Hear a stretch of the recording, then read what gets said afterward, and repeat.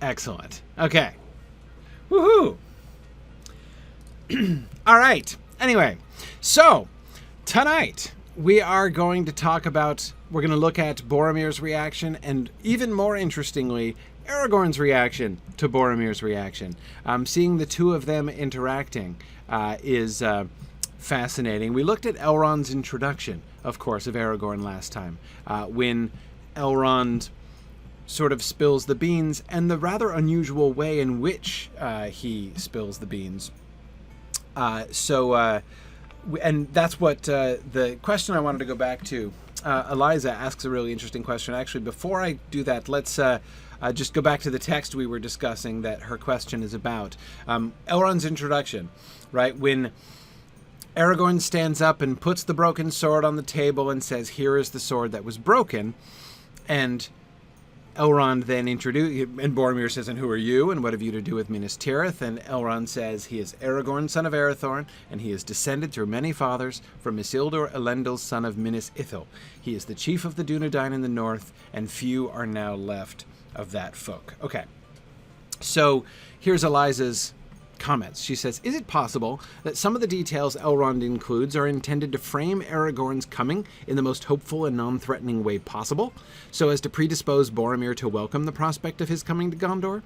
And might he even be thinking about how to ease Boromir into the idea of a smooth transfer of power to Aragorn as king?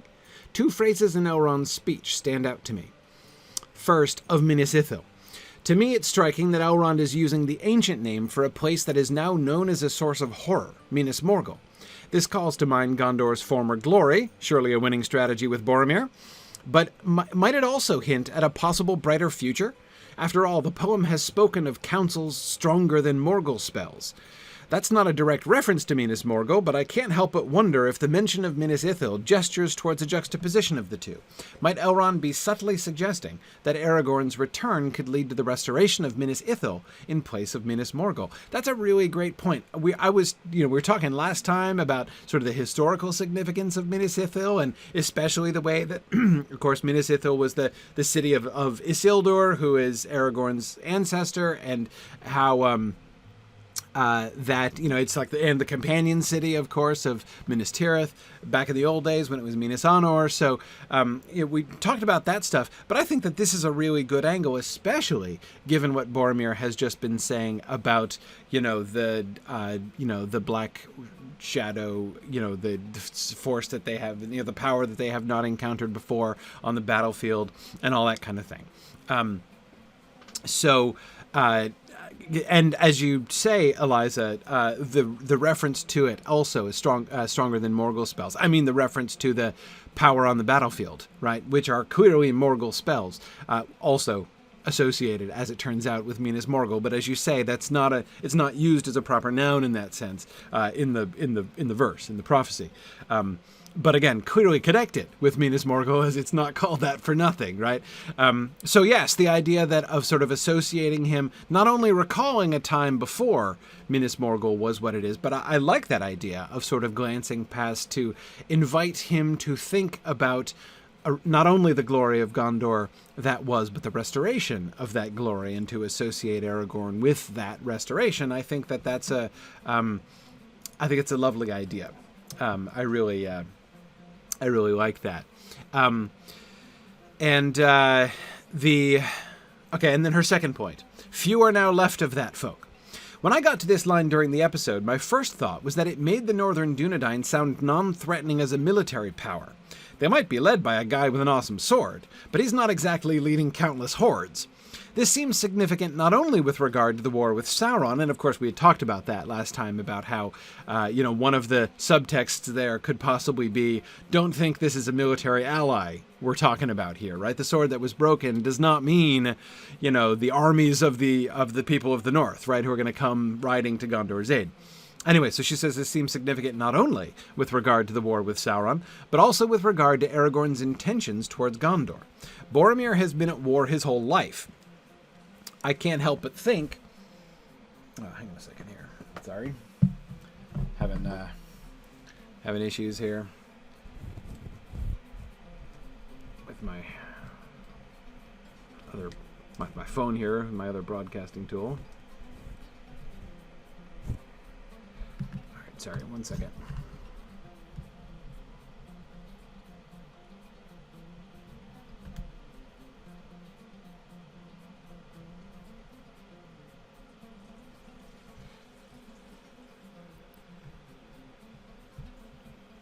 Darn it. I don't know why this isn't working all of a sudden. I got a battery issue. Oh, I might lose the Twitter broadcast. Grog. I can't get it to... Oh, well. Sorry. Apologize for that. Okay, sorry. So, I can't help but think that as soon as he catches on to the fact that Aragorn represents an alternative claimant to power, at least part of his mind will leap to the possibility of an armed conflict. Elrond's words then could be meant in part to preempt any thought of an invading force from the north.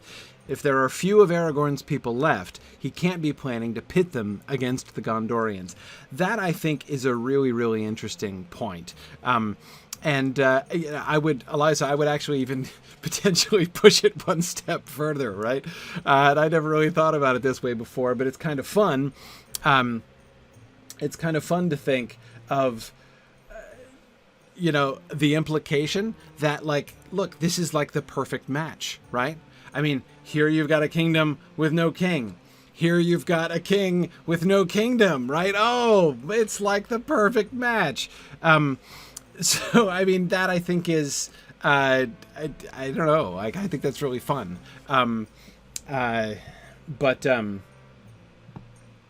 Yeah, anyway, so, I think that this is a great point. Again, it is non-threatening, right? He is the heir of Elendil, right? And we talked about the kind of the sort of indirect way, right? He does not say, he does not shove Aragorn's right to the throne of Gondor into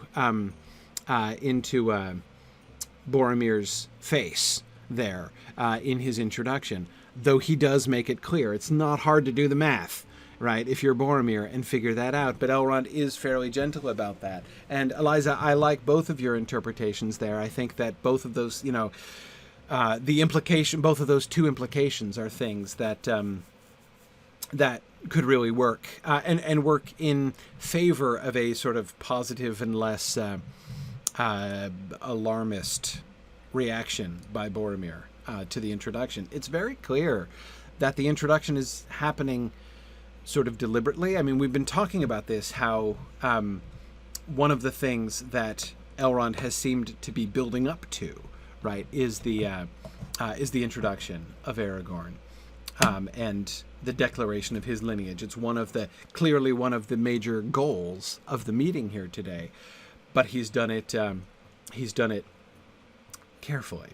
Tora Marthin says, let Boromir think it was his own idea, right? Yeah, like, let him figure it out, right? So Simon says, how many years has it been since there was a king in Gondor? Over 1,000, right? How quickly would people want to follow a claimant to the royal throne after that long of a time? Of course, exactly the question that we will later learn young Boromir used to ask his dad, right? Because I agree, it's a really remarkable question, honestly. If you think about, you think about any other situation, right? Any other historical situation. Imagine what would happen if a claimant to the throne comes and claims the throne 1,000 years after their line ceased to be king, right? It's interesting because, of course, especially when you remember back, as I was saying last time, to where Tolkien's mind was in the first draft of the Council of Elrond, right? In the Council of Elrond, this was about an act of reconciliation between the Dunedain and the non-Dunedain people of Gondor, who had kicked the Dunedain out of Gondor back in the old days. So again, it was a reconciliation that was being anticipated in the Return of the King, right? Instead, he transforms that story. As the story develops, he finds that it has become a story of the long awaited king, the long lost heir. Talk about, there's lost heirs and then there's long lost heirs, right? The lost heir returning, and there's a sort of a greater kind of There's a greater kind of destiny involved there, right? But you think about what it suggests with the waiting, right? The waiting that they have done. I don't mean the waiting like what they have actually done, the way in which they have preserved the line, preserved the throne has sat empty for 1,000 years, while the stewards have ruled as stewards, and without ever claiming to be king. Gondor has become this extremely remarkable kingdom, which, far from turning away from its ancient roots, from its ancient leadership, right, has clung to them like nobody anyone has ever heard of, right? So it's, yes, the idea that suddenly this guy out of the north is that king. I mean, even like at this point, surely there is a sense in which to at least, like on the street in Gondor, right, where the king, the idea of a king in Gondor has become just a purely mythical concept, right?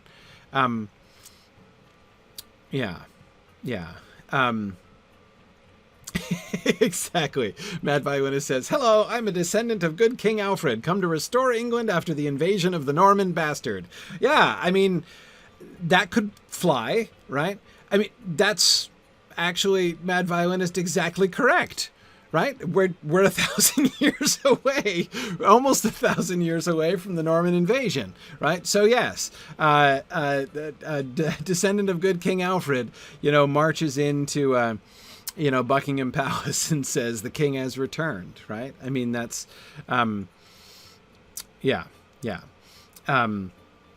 right. And in a similar sort of line, Matt says, well, it seems to be an alien concept. There is a once and future king vibe to this that tugs at our mythological memory.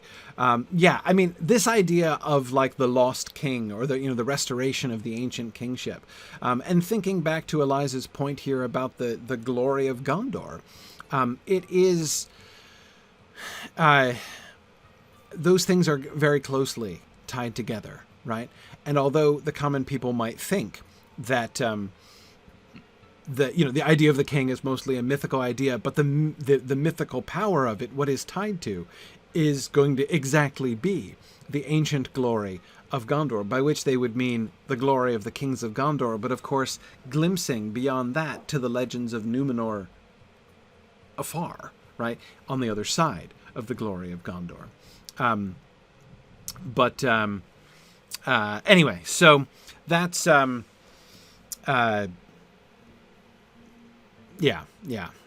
let's get back to the text here. I put up last week's slide again, not because we're going to talk about the whole thing again, but I wanted to make sure we got the segue in because it's a big deal, right?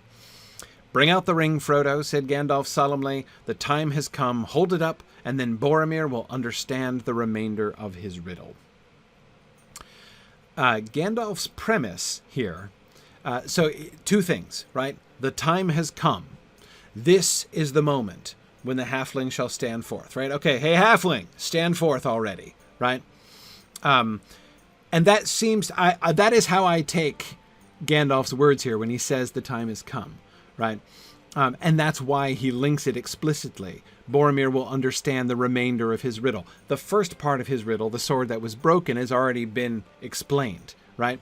The sword was just shown to him, and Elrond has just given him the key to the significance of the sword that was broken, right? So that's the front end of the poem. The back end of the poem, "For Isildur's bane shall waken, and the halfling forth shall stand."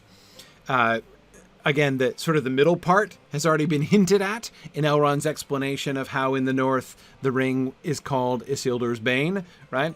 And now Gandalf says it's time for the end of the riddle, right? Once the halfling stands forth and holds up Isildur's bane, and we all see that Isildur's bane has indeed awoken and returned into sort of the councils of the wise and the sort of the theater of action here in Middle-earth, from its time of quiet retirement at the bottom of a river onto the mountains and finally in the Shire. I can tell you which of those three places I would rather retire to.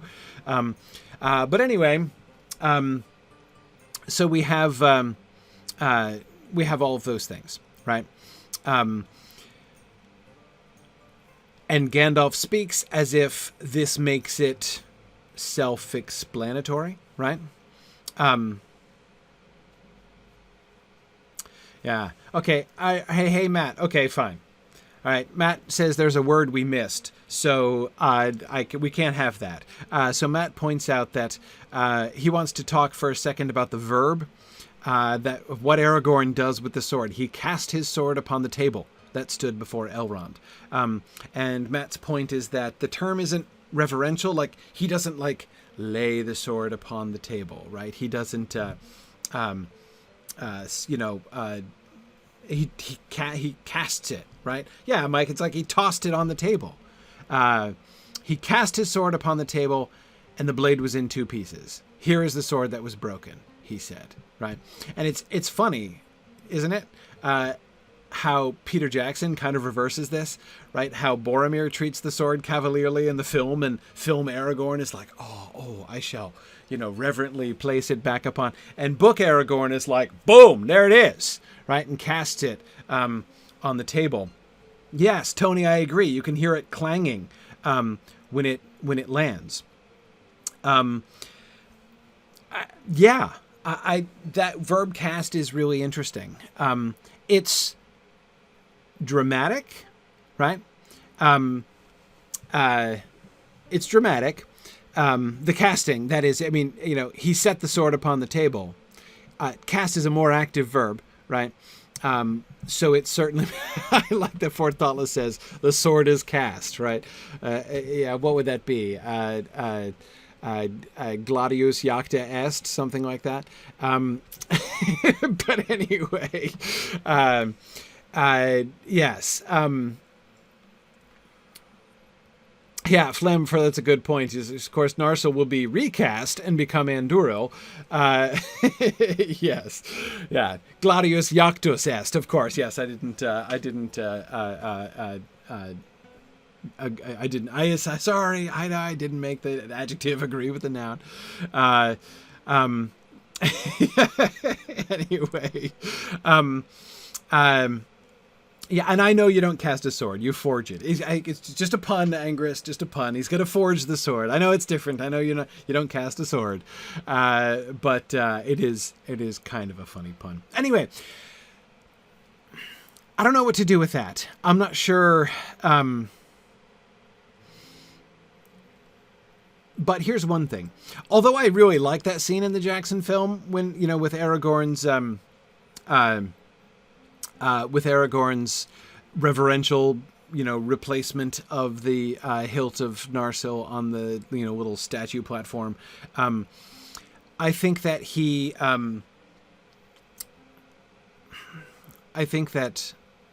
this, for Aragorn, the sword, yes, it's a big deal. Yes, it's a relic of the past. But see, the difference between Book Aragorn... Okay, wow. All right, I was just about to start a sentence with the difference between Book Aragorn and movie Aragorn is... Boy, are there a lot of ways to end that sentence. But one difference I think that we're seeing here, and I don't know for how many of you that moment in the film is kind of lurking in your imaginations when we're thinking about the significance of cast here and how it... if it feels weird, right? I think that's one of the reasons why it feels weird, because, again, that was a really moving scene. But among the differences between film Aragorn and book Aragorn, remember that the very reverence that movie Aragorn shows for the shards of Narsil, it bespeaks the complicated relationship between movie Aragorn and his past, right? That is, he is reverential of the past, but he also is distant from it. The very fact that the shards of Narsil are there in a display stand, right? Instead of, he's not carrying them around, right? So he is the book Aragorn. For the book Aragorn, it's still a very important relic, right? But so is the ring he's wearing, right? This is his sword, right? I mean, this is an instrument of daily use, a thing he's been carrying against this occasion, right? I think that Aragorn has known pretty much, his whole adult life. He's known that this hour would come, that he would be the one, that in his lifetime, Narsil would be reforged, that in his lifetime, the great war against Sauron would occur, right? He has been preparing for this. Now, yes, I understand, Musical, that, what primary function does a broken sword have in his daily use? My point is he carries it around. I'm not saying he uses it every day. Like, I doubt he pulls out the lower half, of the shards of Narsil and uses it to cut his fruit or something like that. What I'm saying is, he carries this around. It's not a display piece, right? It's not something that he has a reverential distance from, right? This is part of his heritage that he wears, like his ring, right? He owns in ways that, of course, movie Aragorn doesn't own it, right? The whole thing is like movie Aragorn is like, oh, like, I respect this, but it's not me, right? No, this is him. Book Aragorn, this is him, right? So is there a casualness of like, got your broken sword right here, there you are, and he slaps it down on the table, right? Is there a casualness to that? Yeah. It's his sword, right? This is not a museum piece. Again, this is his sword, and it's broken, right? And he has the pieces, right? He's not going to lose the pieces. He's not going to treat it disrespectfully. He's not going to treat it just cavalierly. But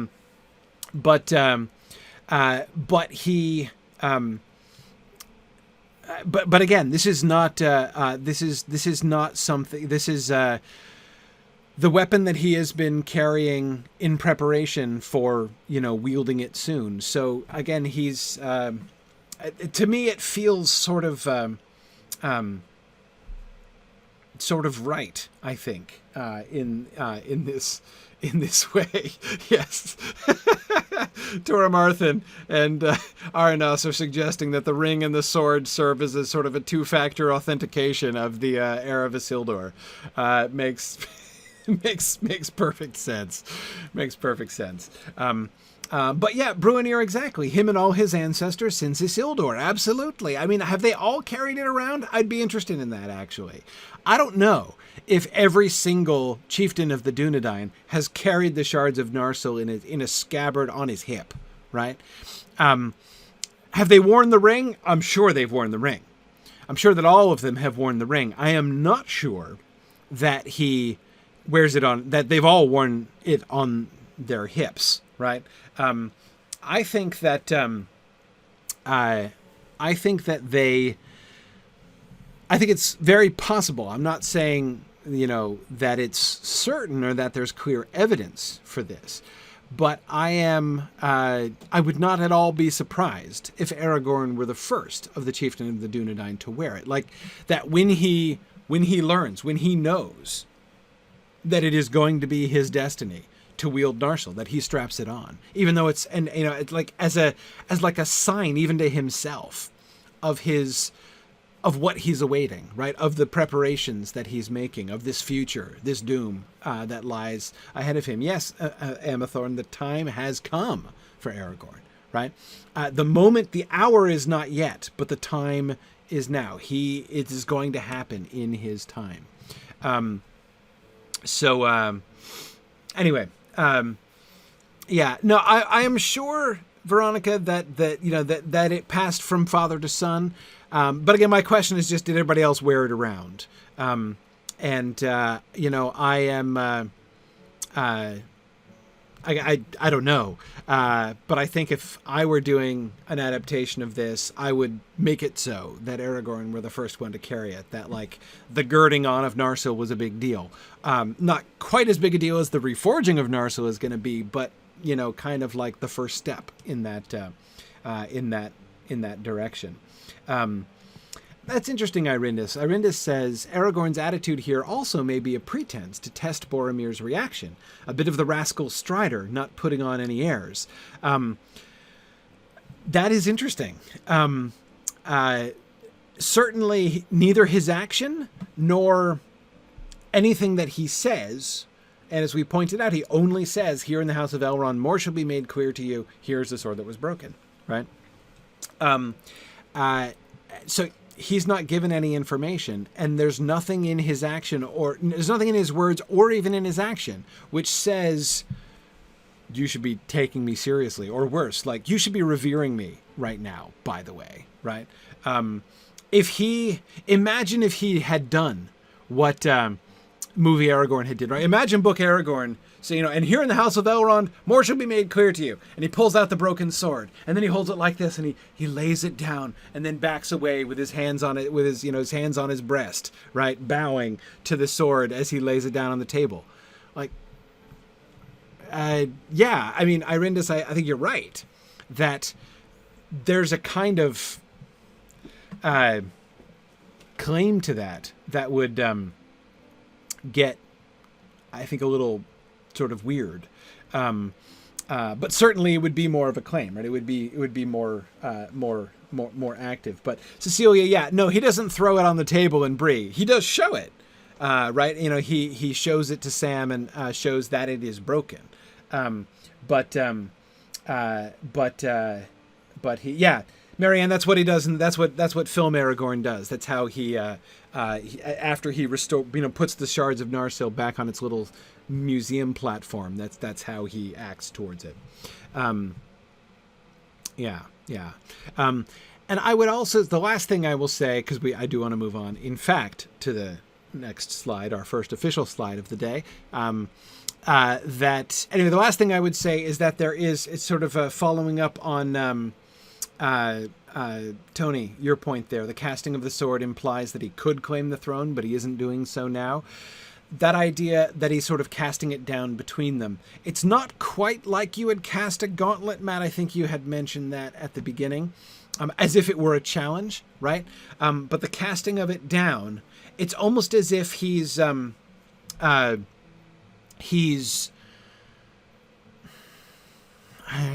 don't want to speak too strongly here. It's not like he's relinquishing claim to it, right? But he's putting it between them, right? He's putting it in like a neutral spot.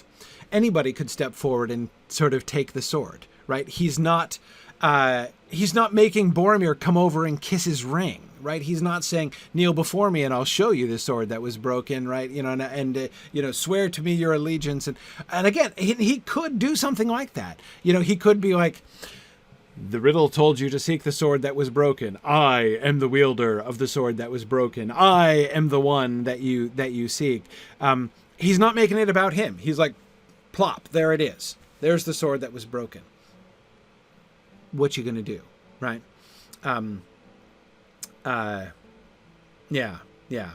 And yes, Trifle, this is not Finrod and his crown, casting down his crown. He's not renouncing it or doing anything like that. But it's almost like he's, again,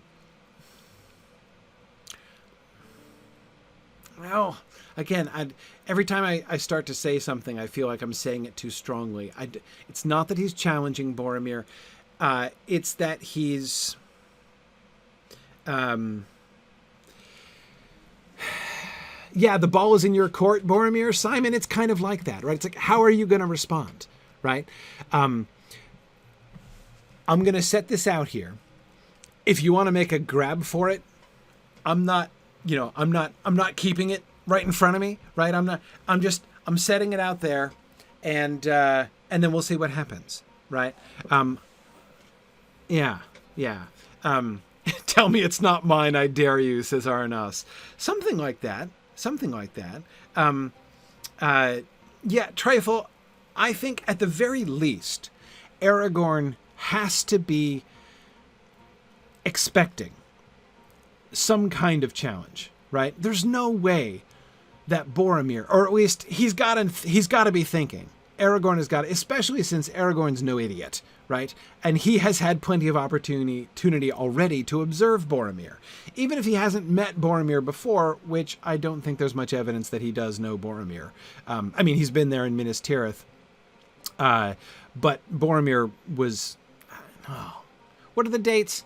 Somebody tell me, how old was Boromir? Was Boromir born yet when Aragorn was there during the Thorongil days? I'm forgetting my dates. He's like 2. That's what I thought. He was a kid. So right. Anyway, So he doesn't know Boromir, but I think he's already had plenty of time to assess Boromir, right? To kind of get a feel for Boromir. Certainly this past speech, both the quality of this speech, as we've talked about, but the pride of this speech, right? And the way he spoke of his father, especially there at the end of the speech. He's got to know, Aragorn has got to know that some kind of that Boromir's not just going to absolutely take this lying down, right? That some kind of challenge of him, some kind of proof of his claim is going to be needed, right? In order for Boromir to totally buys into this. And Rayburn's, that is also an excellent point. He knows Denethor, and probably knows or can tell that Boromir is Denethor's favorite. So yeah, I mean, and again, even knowing the dad and thinking like, well, if he's anything like his dad, okay, right?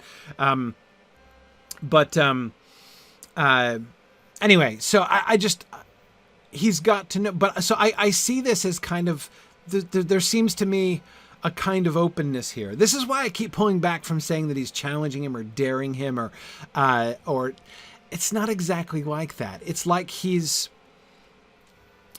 lays the sword in a sort of a neutral spot. And Bruce, yeah, I've been kind of thinking in closer in that direction too.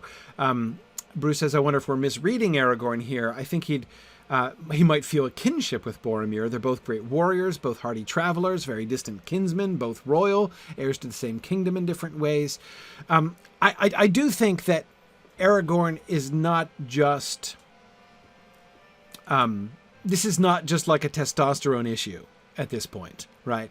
Rising to a potential challenge by Boromir. I think that he is going to have some sympathy with him, right?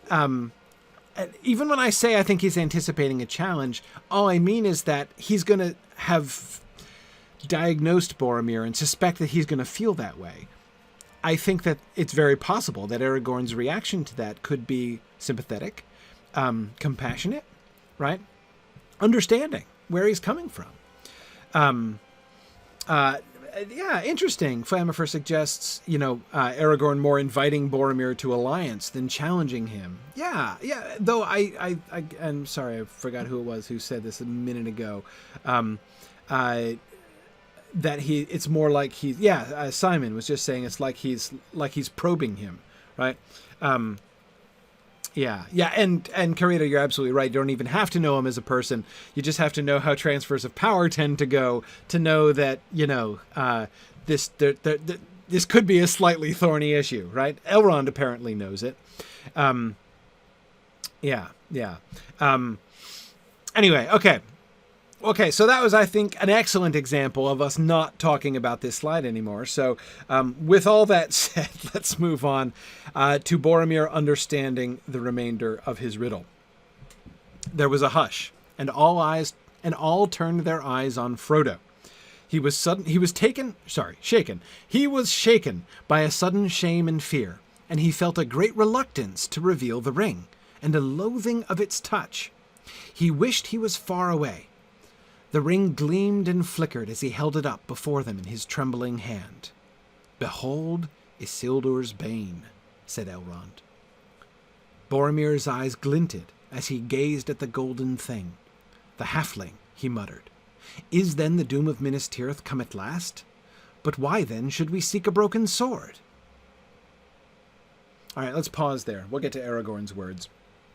Okay, Tony, I totally agree. Ring-induced temptation alert. Now, we spent a lot of time last week discussing Frodo's reaction to the information about Aragorn, right? That he is the heir of Isildur, and how he expects how he jumps up, springs to his feet in amazement, and everything. And our big question was: Is this Frodo?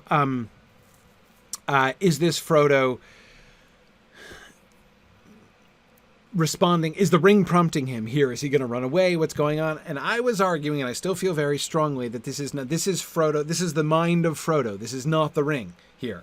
I think that this is definitely the ring. See the difference, right?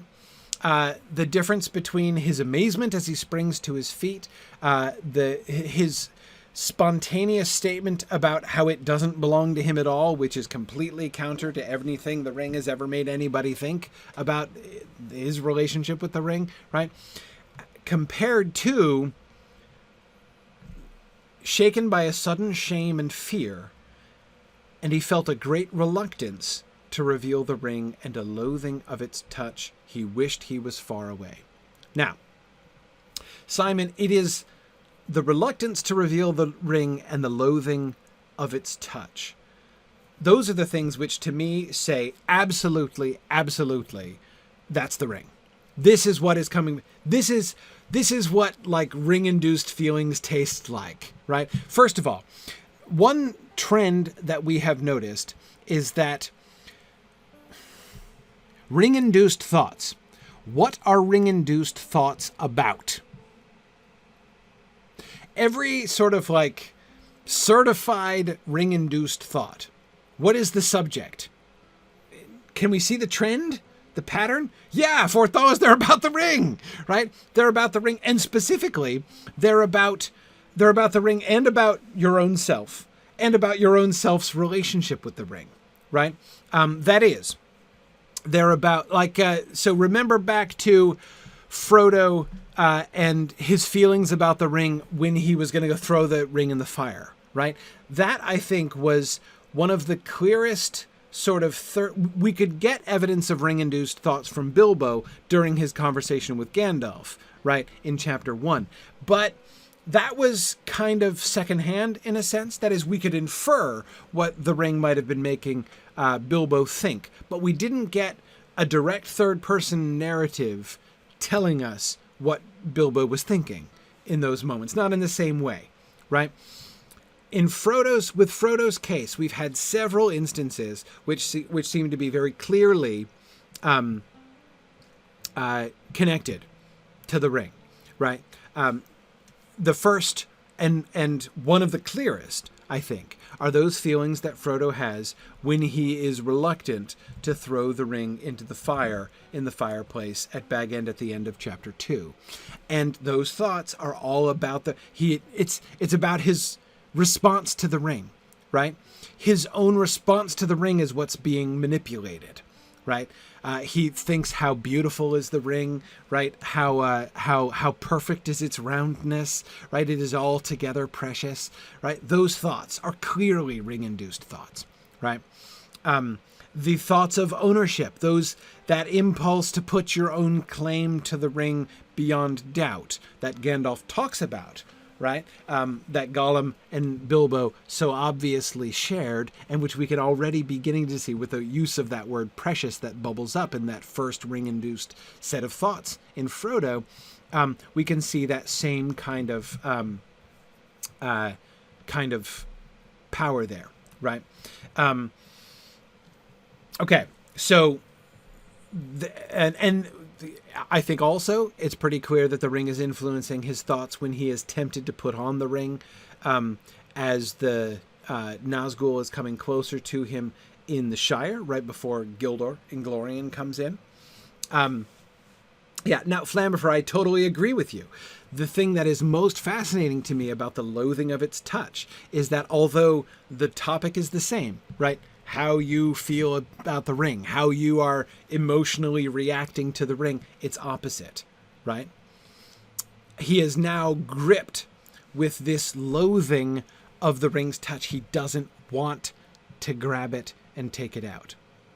He feels a great reluctance to reveal the ring. Those two things seem to be very close together, right? That is... I think that the latter seems to be sort of an expression connected with the former. The loathing of its touch is an expression of, or sort of extension of, or even maybe explanation of a great reluctance to reveal the ring, right?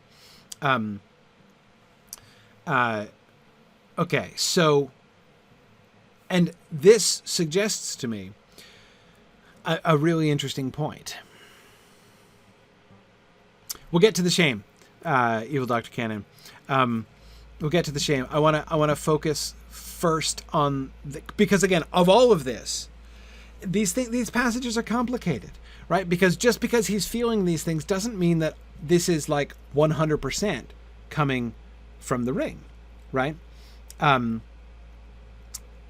Some of this might be his reaction to these feelings themselves, right? So we have to be careful there. And somebody remind me when we get to Elrond's behold statement. Mike, you were just reminding me there. Somebody was talking about how interesting it was that it's Gandalf, not Elrond, who says, "The hour has come, bring forth the ring." Here's Gandalf now moving forward the agenda. We'll come back to that, but I want to I want to finish this first. But don't let me forget to come back to that when we talk about Behold Isildur's Bane. Okay. Okay. So stay with me as we focus in on that one thought, and then we'll get to the other things. He felt a great reluctance to reveal the ring and a loathing of its touch. I think this is the ring inducing these feelings in him. I think that these impulses are coming from the ring, just as the impulse to put on the ring and reveal himself was coming from the ring before. And the desire to get out, right? His temptation to put on the ring and flee out of the barrow, leaving his friends behind to die, I think was also clearly a thought which was influenced by the ring. And also, of course, the temptation to get the heck out of Tom Bombadil's house was, I think, also a reaction by the ring. So let's kind of put all these things together, right? What is the pattern that we can see? Let's think about those instances. Let's just take those for now, right? 1, Frodo's feeling when he's trying to throw the ring in the fire. 2, Frodo's feelings when he is in the prancing pony, right? That desire to put on the ring in the prancing pony. 3, his in the House of Tom Bombadil. 4, in the barrow, in the barrow, right, with the barrow white. And 5, here, right? What is the pattern? What is the pattern there? Can we see any trends? I've left out some on purpose, Tony. You'll notice that I've left out the 2 when he was confronting the Nazgul, first in the Shire and then on Weathertop, because one could say there's some uncertainty there as to how much of that command to put on the ring comes from the ring and how much from the Nazgul, right? I think it's a ring impulse, personally, but there's like a potential confounding variable there, right? So for now, I'm leaving those out.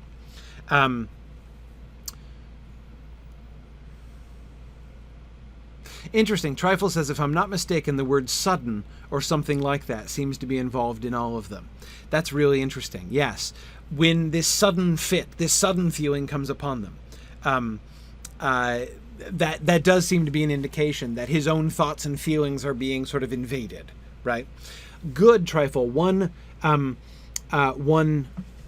trend is that it's very emotional. It's not a logical appeal. It's an appeal to the emotions in all of them. Now, there is a logical appeal that follows, or rather, the initial emotional thought almost always leads to rationalization, as we have seen, right? At various points. Imagining, himself, his Gandalf would admit that there had been no other choice, right? In the barrow, I'm thinking here, right? Okay. But I agree with you that the hit, right, the attack of the ring seems to be purely emotional. The feeling of he's thinking about throwing it in the fire, so the ring hits him with a whammy that says, "Ooh, don't I look nice? You really don't want to throw me away, do you? Right? You wouldn't throw me in the fire. Look at how beautiful I am." Here, Frodo is like, I'm going to bring out the ring and show it to the council. And the ring is like, oh, you don't want to do that. No, you don't want to touch me. I'm so gross, right?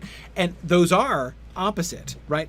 But apart from being opposite, they're very similar, right? They hit very similarly, and they seem to be a similar kind of sudden emotional response to a thought about the ring that Frodo has, right? Yes, Tony, also that the feeling seems strange and out of place. Yes, exactly. Good. Trifle, I agree that the rationalization itself might not come from the ring in the sense that the ring is feeding a string of logic to Frodo. It could very well be Frodo himself trying to make sense of the emotions. Having had a set of emotions suddenly fed in to his system, and him thinking that these must be his feelings, right? He doesn't seem to fully recognize that these are external. Or have an external source. They do feed into a train of rationalization, right? Okay.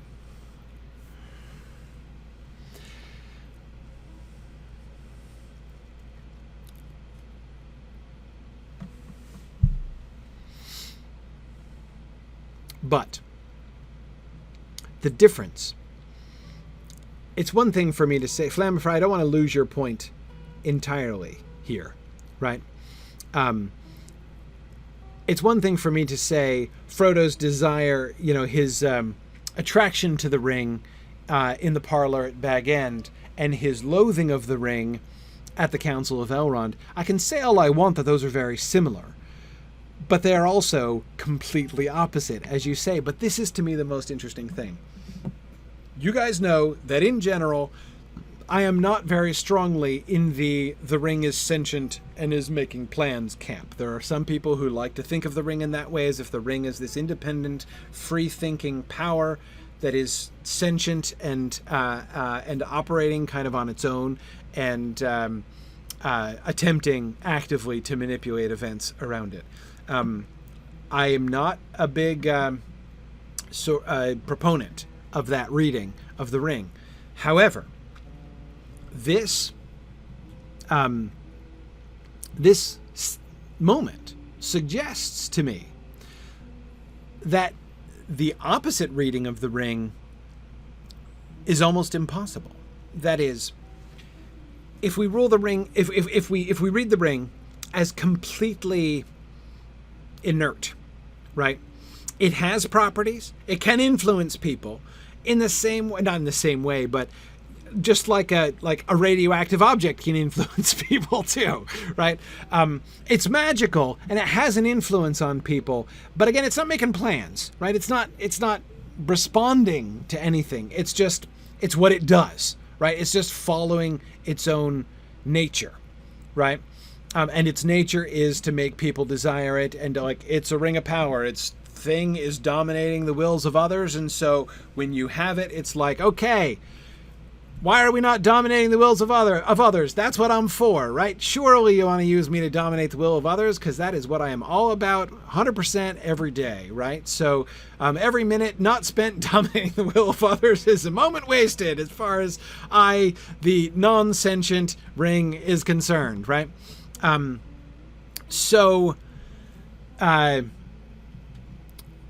Anyway, if the ring always reacts in the same way, it wouldn't do this, right? It would not. The ring would have to, in order for the ring to know that the emotion it needs to feed Frodo in the parlor at Bag End is attraction, and the emotion it needs to feed Frodo now is repulsion, right?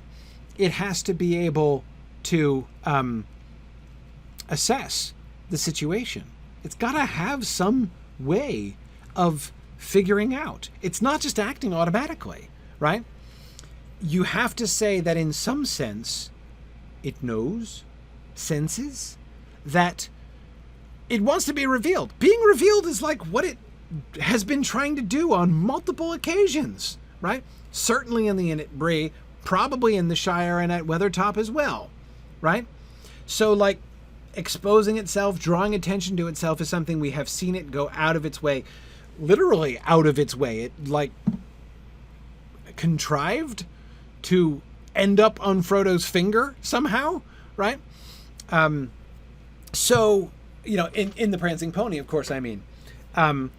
So, anyway, that's been its MO much of the time, but not all the time, right? Remember, Frodo also felt a reluctance to hand the ring over to Tom Bombadil. He didn't want to do that either. Now, we don't get the same internal monologue, right? It happens really quickly. He says, "Show me the precious ring," and Frodo just kind of hands it over. He just sort of obeys Tom Bombadil, because that's kind of what one does, right? Tom Bombadil says, "You should do a thing." He makes a statement in the imperative mood, and it might as well be in the indicative mood, right? You're in his house, it happens, and so he hands over the ring. But then he's disturbed by the fact that he's handed over the ring. That is to say, I don't think the ring wanted to reveal itself to Tom Bombadil. I don't think that, and from everything that we see in the temptation that Frodo experiences to put on the ring and get out of there, I don't see any reason to think that the ring was wanting to reveal itself and its powers there. So again, the ring doesn't do the same thing all the time. It doesn't operate in the same way. It does not simply act out the same principle. I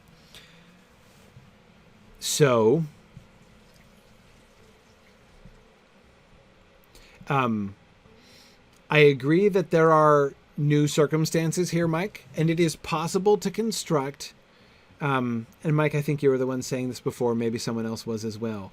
It is possible to still construct a completely inert ring theory that fits with this. If you say that it is inert, but it responds differently in different circumstances, right?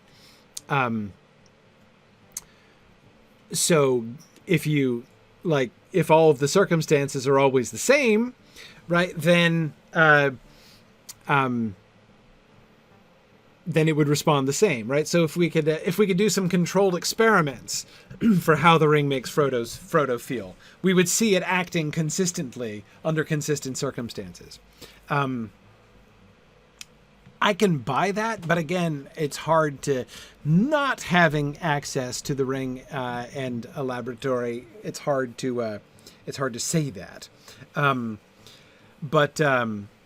Rhiannon, that's an interesting question. Is the ring getting stronger? Might it be somehow more sentient here than in the previous temptations?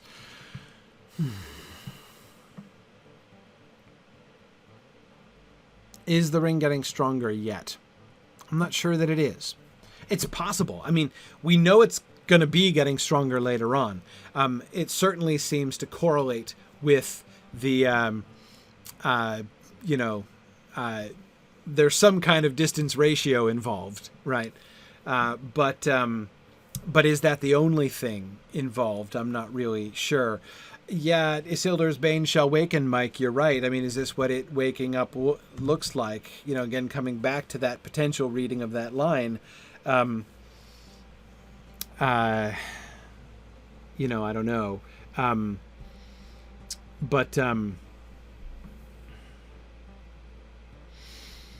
Yeah. Anyway.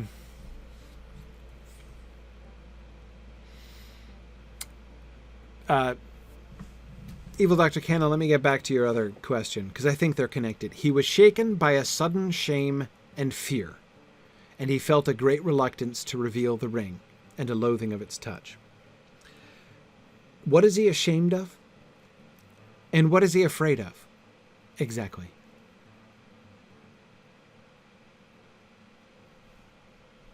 What's he ashamed of? And what's he afraid of?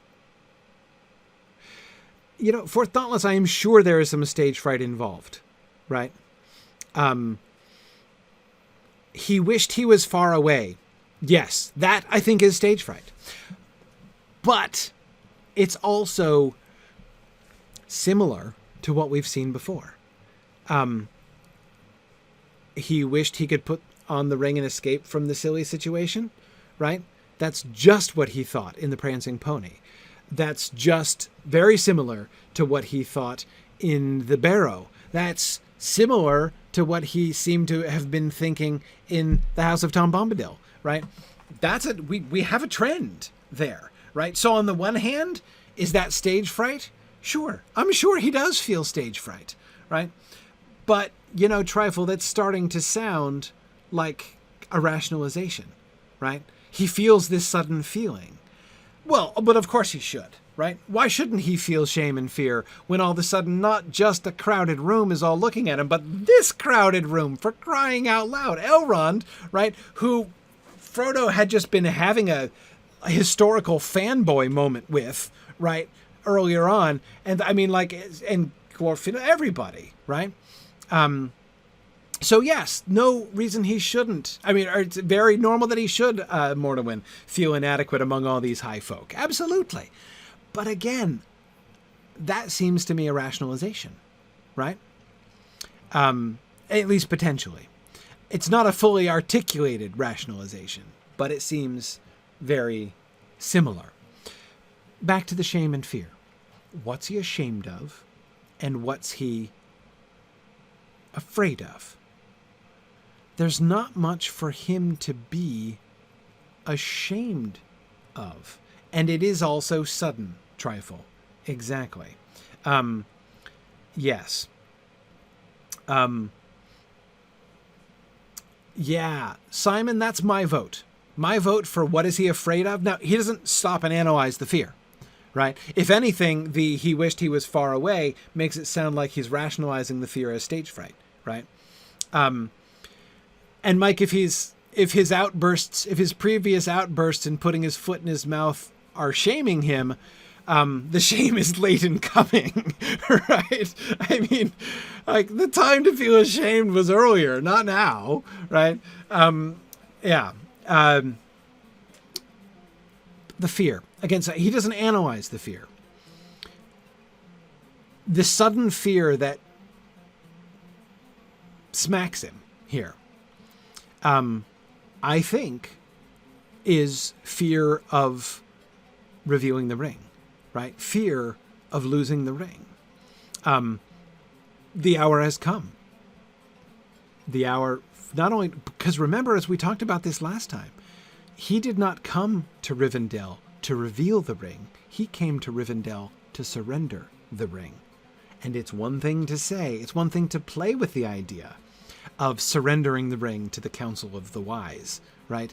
It is another thing actually to do it, right?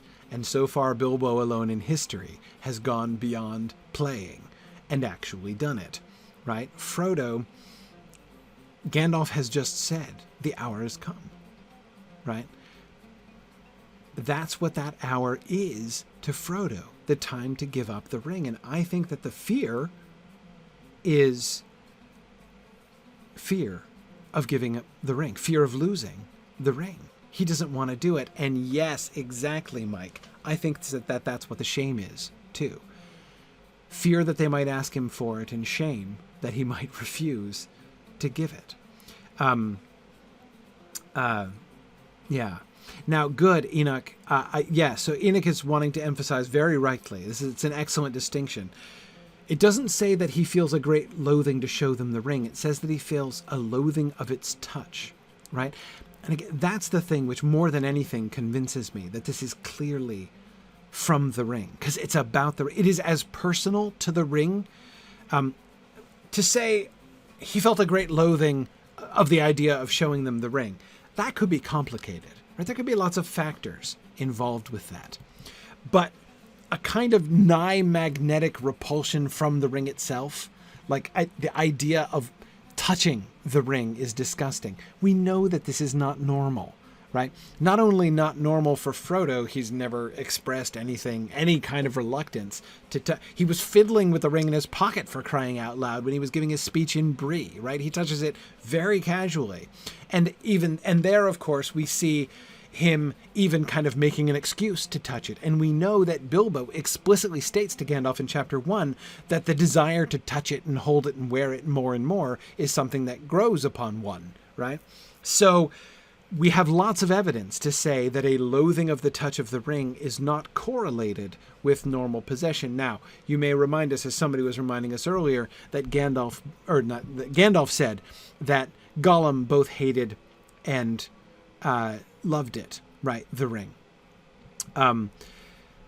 Yes, but that, I think, is an advanced stage, right? That is to say, Gollum had reached a point where he knew surely knew on some level, the part of his mind that is still free from the dominion of the ring knows that the ring is destroying him, right? Knows that he is being wrecked physically, spiritually, emotionally, ethically, psychologically wrecked by this ring. But he can't give it up, right? He can't put it aside forever. All he can do is sort of temporize with it by not carrying it with him at all times. And that, as we learn in the context of Bilbo's own experience, is kind of a victory on its own, right? Bilbo, too, had begun to feel thin and stretched, right? He had begun to feel the negative effects of having the ring and how it was impacting him negatively, and I can't seem to make up my mind.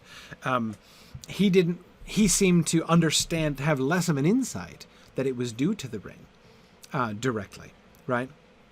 And anyway, so Frodo's nothing like there, though. I don't think that this loathing of the touch is that kind of thing. This does not come on gradually. This is not an internal response to the perception that the ring is doing you harm. Frodo's not there. Frodo isn't there yet. He's going to get closer to that and in a more accelerated way than either Gollum or Bilbo did, but he's not there yet. This loathing of the touch of the ring is, again, like, it indicates the ring itself as the source of this feeling, right? It is repelling him directly, just as it attracted him directly the first time we saw this in his parlor at Bag End, right? It's flipping the switch in the other direction. This is both of those are very simple kind of reactions, right? To make you want me or to make you disgusted by me, to attract you or to repel you. But the ring does seem to be flipping the poles on that particular magnet, right? Seem to be choosing when to operate in that way. I'm going to attract you to touching me, right? When I'm in your pocket in the prancing pony, and I'm thinking revealing myself would be a good thing, or it says I'm going to inspire loathing at the Council of Elrond when I do not want to be presented and given up into the care of Elrond and Gandalf and everybody else. Yeah, good. Several of you are talking about sort of addiction and addiction mindset. Tony says anyone who's ever quit smoking can tell you what it's like to be disgusted by the thing you are hooked on. Yes, and there does seem to be an element of that, like that kind of thinking. With Gollum, for instance, what Gandalf is describing about the loving and hating that Gollum has for it. And even Bilbo seems to have a tinge of that, right?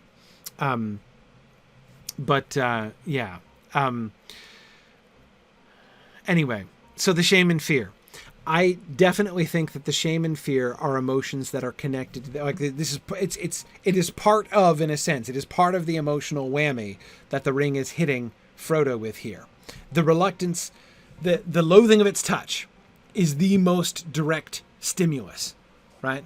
Direct, the simplest stimulus. The great reluctance to reveal the ring, I think, is also definitely from the ring. And again, it fits it's opposite, but it fits the pattern. Reveal me, conceal me. Reveal me, conceal me. These are the two things the ring is saying, one or the other, to Frodo, right? Don't throw me into the fire. Put me back in your pocket. Don't put me out and throw me into the fire, right? Put me away. Keep me safe, right?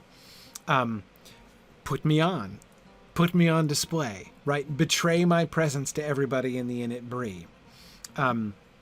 Those are the two different impulses, and now it's going hard into don't show me. Yeah, Irindus, I think we can see some fairly binary impulses here. I think that Frodo's... Is the ring... Is there a shame whammy that the ring is hitting him with as well? I don't want to rule this out. I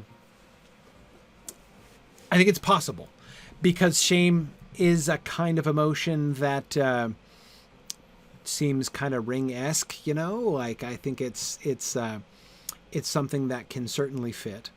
It doesn't seem unlike the ring to inspire shame. It certainly would be a way to manipulate him. Like by inspiring that emotion in Frodo, it serves to manipulate him. If what the ring is wanting, in whatever sense it wants, if it is wanting Frodo to not bring it out to make him feel ashamed, like therefore reluctant to display something, right? That would work. Yes, shame is definitely correlated with hiding. And not with open revealing, right? So to make him feel shame would, might do that. Or is the shame Frodo's own reaction? Mike, as you were suggesting before, I kind of like that as well.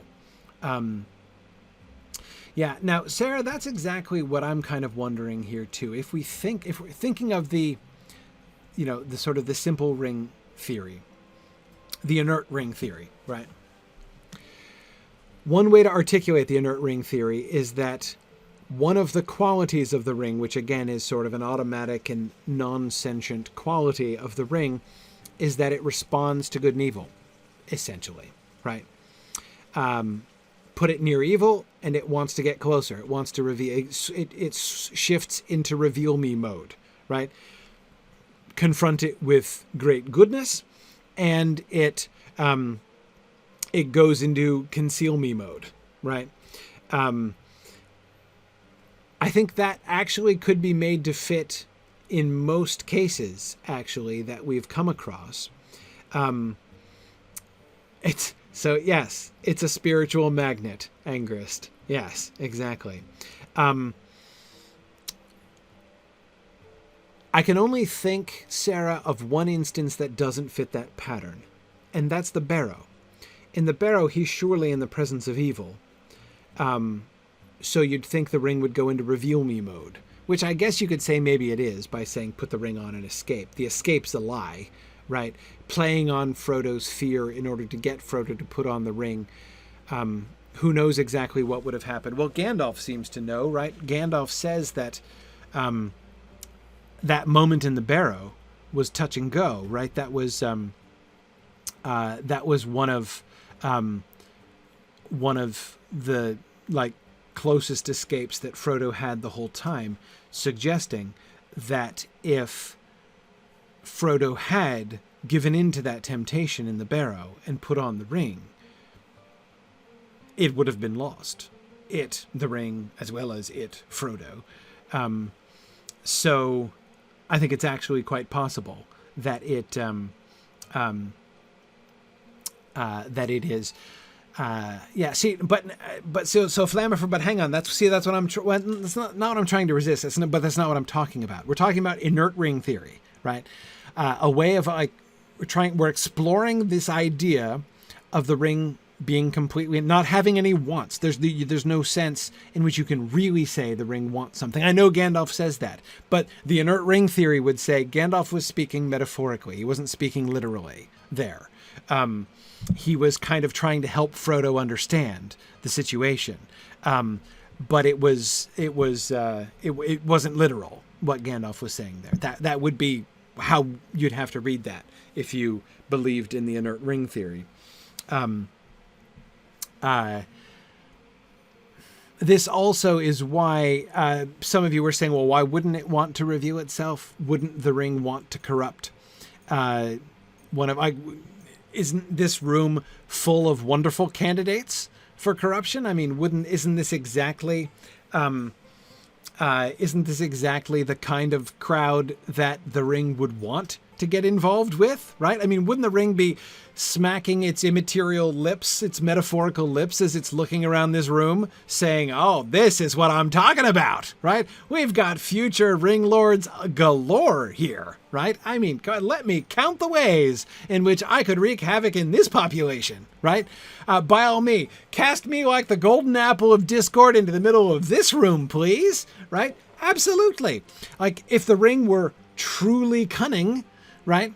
If the ring were plotting, surely that's what the ring would do, right? But it's not. Anyway, now you can just say if you we should call something else. We've got the inert ring theory. I guess the opposite would be the sentient ring theory. Anyway, yeah. See, Angrist, yeah, the idea of the ring being an extension of Sauron. Yes or no? I mean, yes, it is. It's a portion of his power, but does that mean his will? In the same way, like his conscious will? How much does the ring take after its dad? You know what I mean? Does it share the same opinions? Is it going to go through a teenage rebellious stage where it's going to be like, you're not the boss of me, Dad? You know, like, I mean, like, would it make its own plans? You know, I don't know. Yeah, it's not a Horcrux. It's not. I mean, actually, in some ways, of course, it appeals to the same fairy tale traditions as the Horcrux does, but I agree, it doesn't operate in the same way as Voldemort's Horcruxes operate in Harry Potter. I mean, at least as of the last couple books. Anyway, we're not going to resolve this question tonight, but this is an important and interesting piece of data. I will freely admit the shift in tack, the diametrically opposed change in tack to Frodo that the ring takes here. It is not wholly inconsistent with inert ring theory, but it is a challenge to it. We know for a fact if we accept this as a ring-induced emotion, which I think I am 100% convinced of, then we have now very clear evidence that the ring does not always act the same way. So, yeah, exactly, Tony. The whole novel is concerned with this question. We've got much evidence to consider in the future, so there's no point trying to make definite conclusions now to this question. But it's a very interesting moment. On the whole, coming back to the shame and fear, I think the shame and fear are from the ring. I think that that's not Frodo's reaction to it. I think those are from the ring. And the primary reason, and Trifle, I think this was you from earlier on. I think that it's the use of the word sudden that more than anything suggests to me that those emotions are inspired by the ring here, the fear and the shame, both the shame and the fear. He was shaken by a sudden shame and fear, and he felt a great reluctance to reveal the ring and a loathing of its touch. That seems to be, so the simple things that he's hit with, loathing of the touch of the ring, shame, fear, and what they kind of add up to is a great reluctance to reveal the ring that he feels, right? The ring gleamed and flickered as he held it up before them in his trembling hand. Now,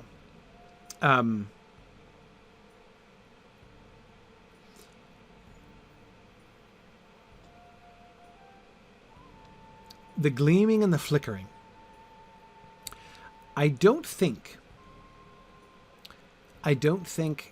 that necessarily means the ring is glowing with its own light. Things do, right? Like Gollum's eyes. Bilbo can see Gollum's eyes lighting the tunnel from when he's standing behind Gollum, right? On the other side of his head, the light of Gollum's eyes lights up the tunnel, right? So we know that Gollum's eyes, in fact, emit light, according to the text. So I'm not saying that emitting light is weird and totally unknown or uncalled for, but I don't necessarily think that's what's being described here. There are going to be sources of light, whether it's reflected sunlight or whether it's going to be reflected firelight. I think either one of those could be leading to the gleaming and flickering as he's holding it up, and it's being, it's moving and shining, in the light.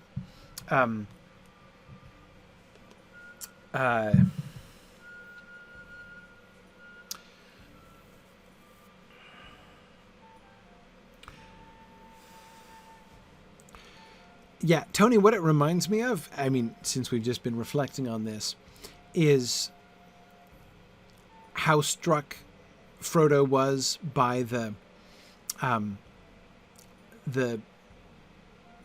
perfect smoothness and beauty of the ring in the parlor at Bag End, right?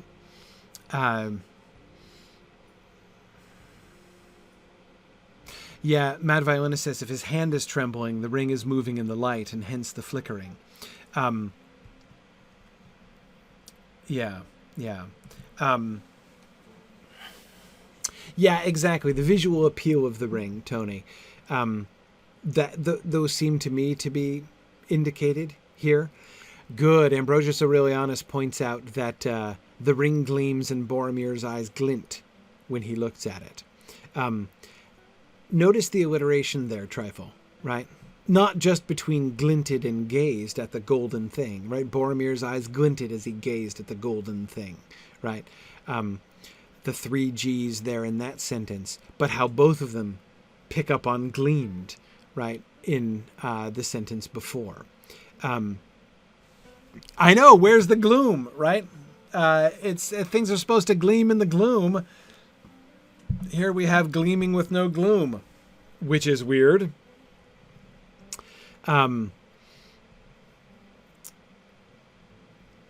Yeah.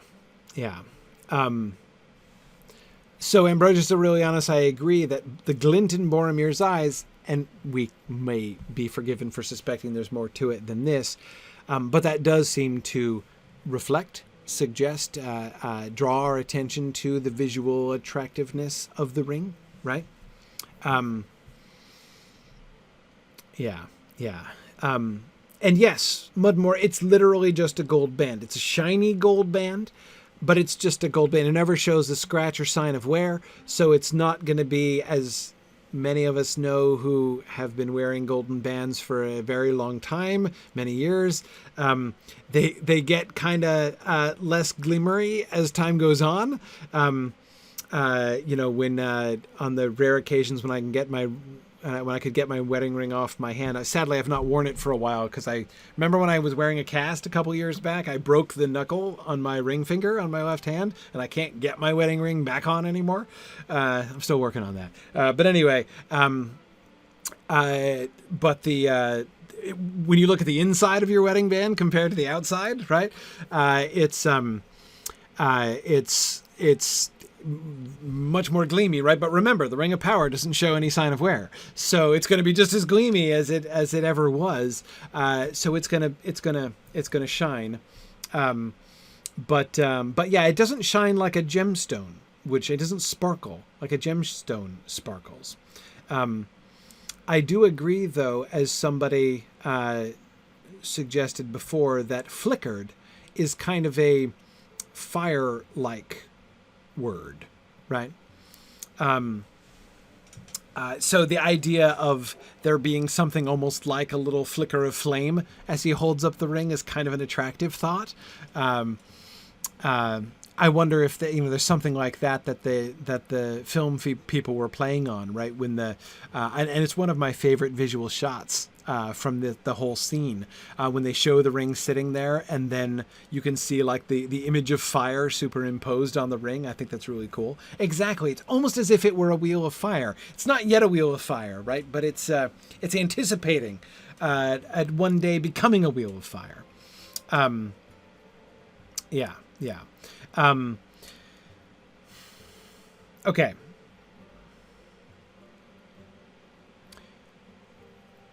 Behold Isildur's bane, said Elrond. Now here's me not forgetting what I wanted to say before. The significance of Gandalf being the one to say to Frodo, hold it up. I think there are two things here.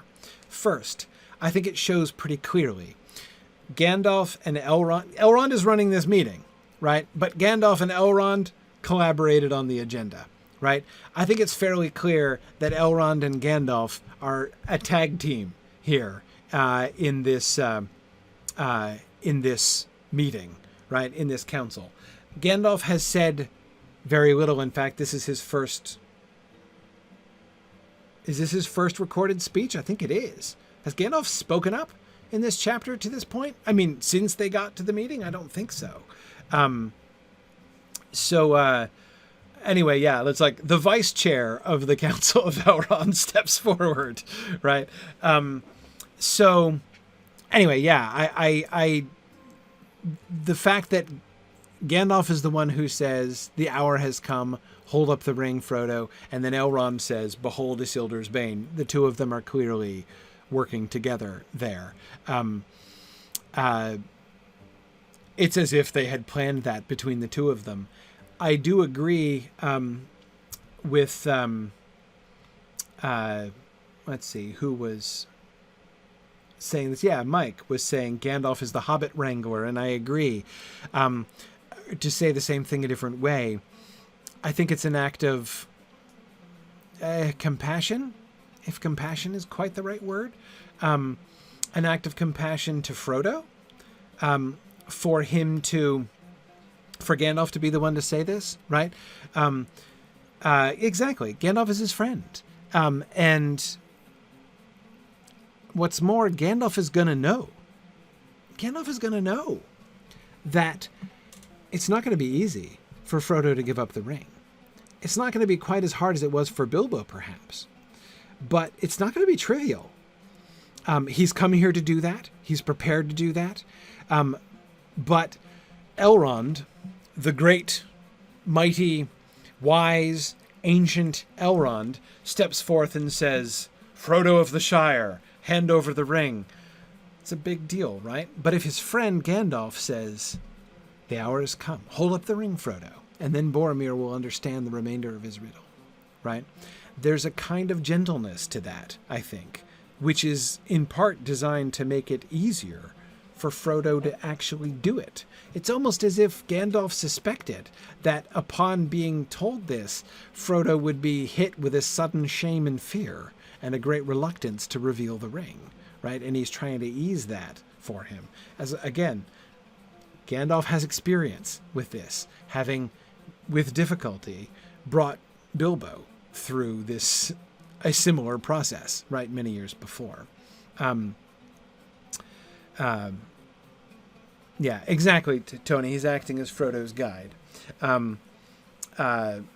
Yeah, Mike says, although I reckon that Gandalf doesn't think it's a likely outcome, he's probably mentally prepared to wrestle the ring out of Frodo's hand if it comes to it. Or at least he had to exert his power to help Bilbo, right? Bilbo would not have done it by himself. People forget that. Bilbo would not have done it. Gandalf was putting forth his power to assist Bilbo. That's the whole Gandalf the Grey uncloaked thing, right? That was going on there. Is he going to have to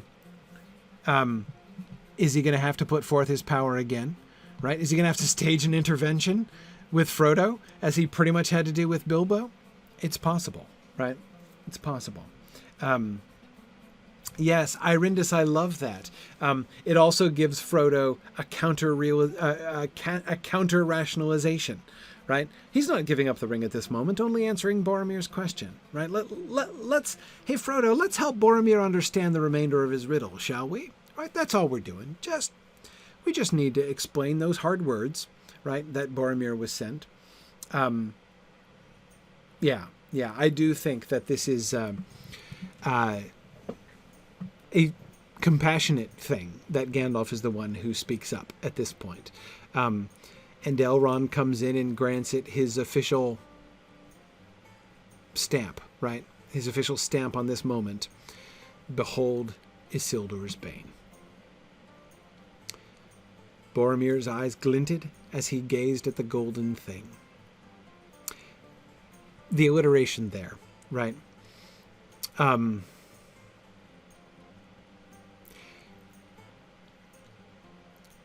One of the effects of alliteration, at least I have always found it an inevitable effect of alliteration, is that it makes you pay attention to those words, right? It joins those words together.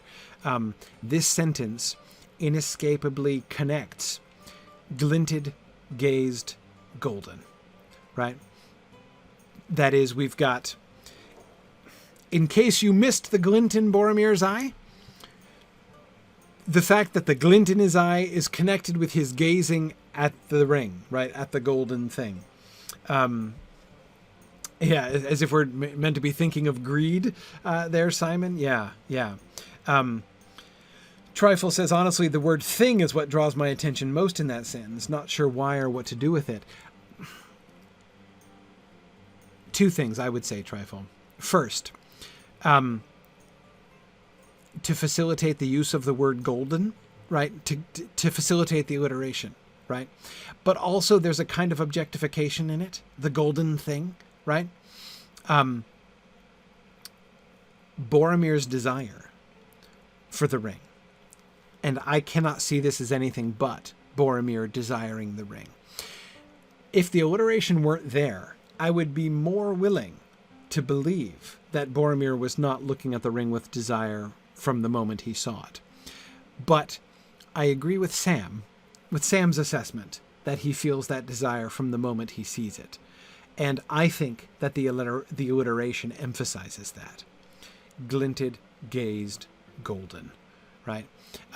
The glint in his eye is definitely connected to his gazing at the golden thing. And the thing is slighting to some extent, right? Again, the word objectify is the word that I keep wanting to use there, right? He is not thinking of it as the ring of power. He's not thinking of it as Isildur's bane even. He's thinking of it as this beautiful golden thing, right? This object of desire. And it is good. Tony says such a little thing, right? He's going to use that word again. Boromir in dialogue is going to use that word to describe the ring. And there, of course, Tony, he's diminishing it, or attempting to, with his words, right? As if it were no big deal, right? The halfling, he muttered. Is then the doom of Minas Tirith come at last? But why then should we seek a broken sword? Okay. Right, it's just a trifle that Boromir fancies, Chris, absolutely. The halfling, he muttered. Is then the doom of Minas Tirith come at last? But why then should we seek a broken sword? Okay. Gandalf has just said, bring forth the ring, Frodo, and then Boromir will understand the remainder of his riddle. It doesn't seem that he does, right? I think Gandalf was a little previous in that assessment, a little optimistic in his assessment of Boromir's understanding of the remainder of his riddle, right? Amy asks, I wonder if anyone noticed Boromir's eyes glinting. I know one person who did, right? Definitely. There's at least one person in the room who certainly noticed that, right? Sam, exactly. We know that Sam noticed it. Does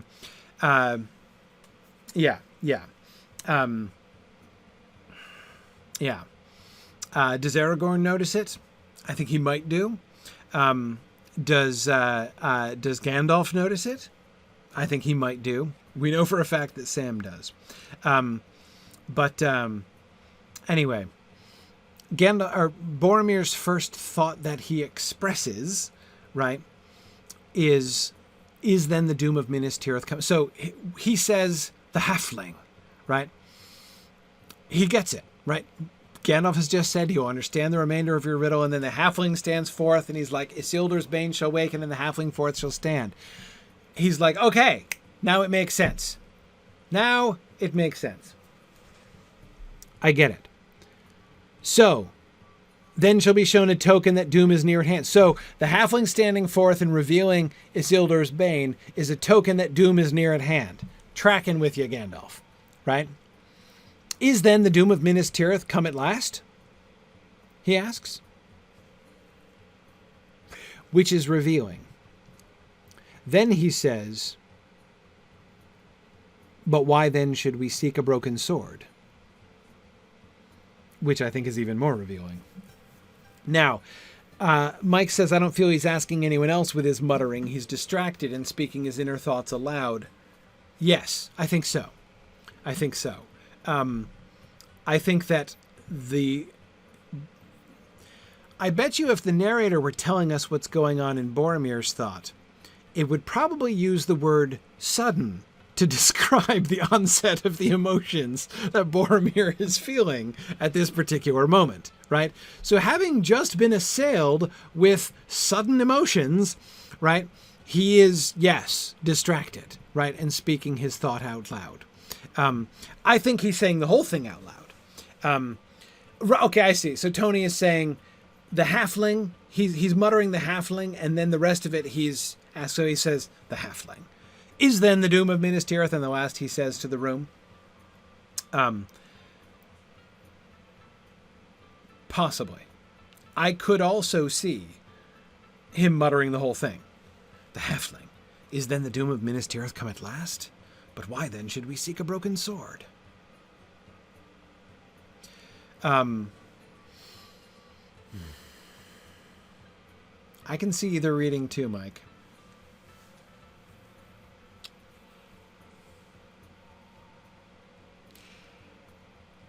I think at the end of the day, I'm going to come down on the side of he's deliberately saying the last two sentences to the room. At least the last one. The last one seems to me the most important thing. I don't think, when he says, why then should we seek a broken sword? I don't think that he's saying that to himself.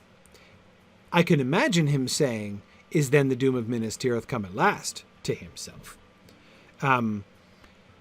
But I don't think he's saying, why then should we seek a broken sword, to himself. I think there is yes, Tony, exactly. I think he has an intended audience for that question, and I think that Aragorn is his intended audience. Yes. I think when he says, but why then should we seek a broken sword, he is saying that to Aragorn. And Aragorn responds to it. The words were not the doom of Minas Tirith, said Aragorn. Exactly, Simon. He does answer, Aragorn does answer both questions, as if they were directed openly, or at least, or even to him personally. The second one, I am sure, is directed personally at Aragorn. The first one, perhaps. I said I thought that first question is revealing. Here is what seems to me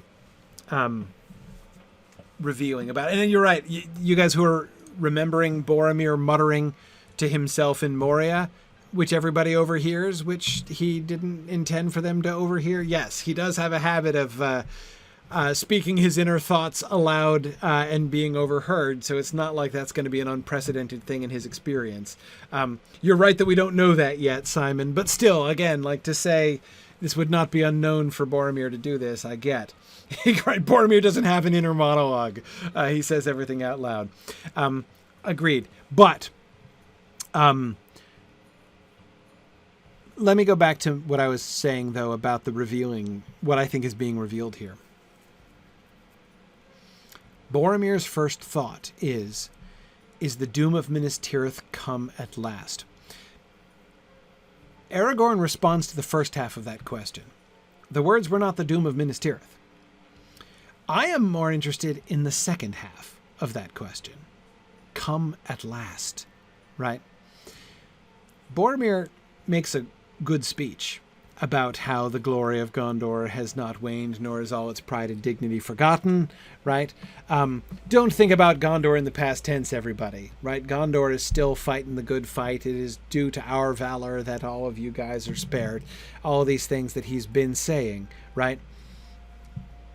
But when the token is shown, and I don't think there's any skepticism in Boromir there when he says the halfling. He gets it, right? The The prophecy said we would be shown a token, that doom was near at hand, and the token has been shown. The halfling has stood forth and revealed, and Isildur's bane has wakened. Right? Boromir is not skeptical here, I don't think. Not anyway of the token, right? Or apparently in a sense of the doom, right? But he says, has the doom of Minas Tirith come at last? Again, he can say all he likes. He can make fine speeches about how the pride and dignity of Gondor is not forgotten. But he is also anticipating the doom of Minas Tirith, right? He is expecting that it will come. And I don't think he is shocked. I don't think he is shocked to hear that the doom of Minas Tirith is at hand, right? So I agree that there is, Mike, the provincial element here, right? That he assumes that the doom in question must obviously be the doom of Minas Tirith. Definitely. That element is certainly present again, I think. But I think that there's an underlying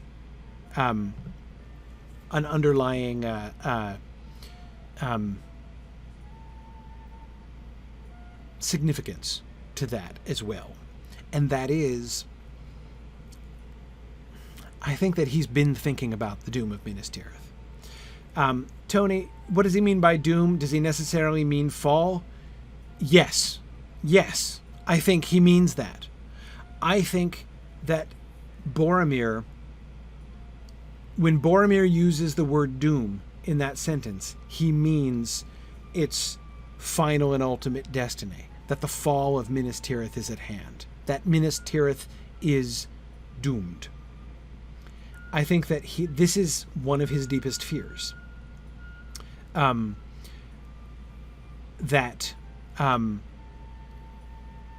doom is at hand. I think he's been afraid of this at least ever since that battle, right? And his decision to leave and go on this journey because they are facing desperate times. They can't fight the enemy that has now come forth, right? The enemy they faced on that battlefield, the battle which ended up with him and Faramir and a couple others swim in the river, right? They know. He knows. They can't win, right? But I think it's more than him worrying about it, Simon. I think that there is a part of Boromir that believes that the end is nigh, that they are living in the last days of Minas Tirith. I think there is part of him that doesn't just fear that as an abstract thing, but in a sense believes that, right? That to me is what I hear in Boromir leaping to that. Is then the doom of Minas Tirith come at last? At last. It was gonna come. It's only a matter of time. It's only a question. He doesn't believe that Minas Tirith is going to stand forever. Boromir doesn't believe that. Boromir believes that Minas Tirith is going to fall. And he is desperate, Tony. Yes, he's desperate to try to prevent that fall. Not on my watch, right? Might be Boromir's slogan, perhaps. Exactly, Tessa. Nothing stands forever. And again, certainly he's had reason to believe, reason to fear, that the time of the doom of Minas Tirith is indeed come at last, right? Does this prophecy that they've received, is the function of this prophecy just to confirm that, right? To tell them, yeah, the doom has come at last, right? The time is here. And yes, I absolutely agree. If, in theory, the ring, he were experiencing some sudden emotions that resulted, which had an external manifestation in glinting, right? If he were having some sudden desires, right, rising up within him for the ring, we have seen that such sudden desires often lead immediately to rationalizations, right? And that this could be part of that, I think is very possible. Very possible. And Arnas, you're absolutely right. the idea that the doom of Minas Tirith has come at last is a conclusion supported by the trend in evidence. I mean, this is not, you don't have to be a particularly pessimistic individual to live in Minas Tirith right now and believe that the doom of Minas Tirith has come at last. Yes, exactly, Lincoln. Boromir is more fatalistic than he initially presents himself in his speech following Elrond's. I agree, exactly. And that's what I think is revealing. Beneath that formal exterior, beneath his brave words, right, about Gondor, about their resolve, about, their determination to fight on and continue to... Beneath that, I think this is a moment of honesty where we can see he doesn't really... Boromir doesn't have any hope, I don't think. Not real hope. And that perhaps hope is one of the things that he was seeking here, but... Anyway, yeah. Yeah, good. Cecilia, I was asking about that too, about this being a reaction to the ring throwing feelings his way. Right. Ray says, ironically, he's been staring straight in the face of Estelle the whole time. Right? Yes, exactly.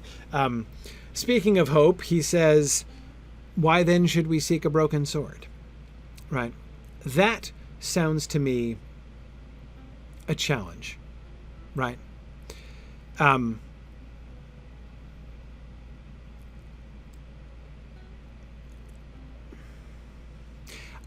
am not sure. So we were talking earlier about Boromir's response here, the extent to which he's just kind of not tracking. The extent to which he might be failing to interpret, the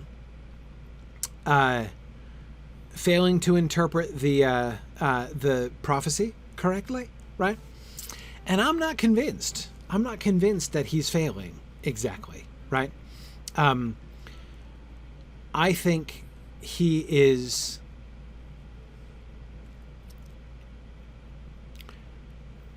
When he says, why then should we seek a broken sword? I think he's using the metaphor. I think he's not failing to get the metaphor. Because there are a couple different senses in which that question... There are a couple different senses which that question bears, right?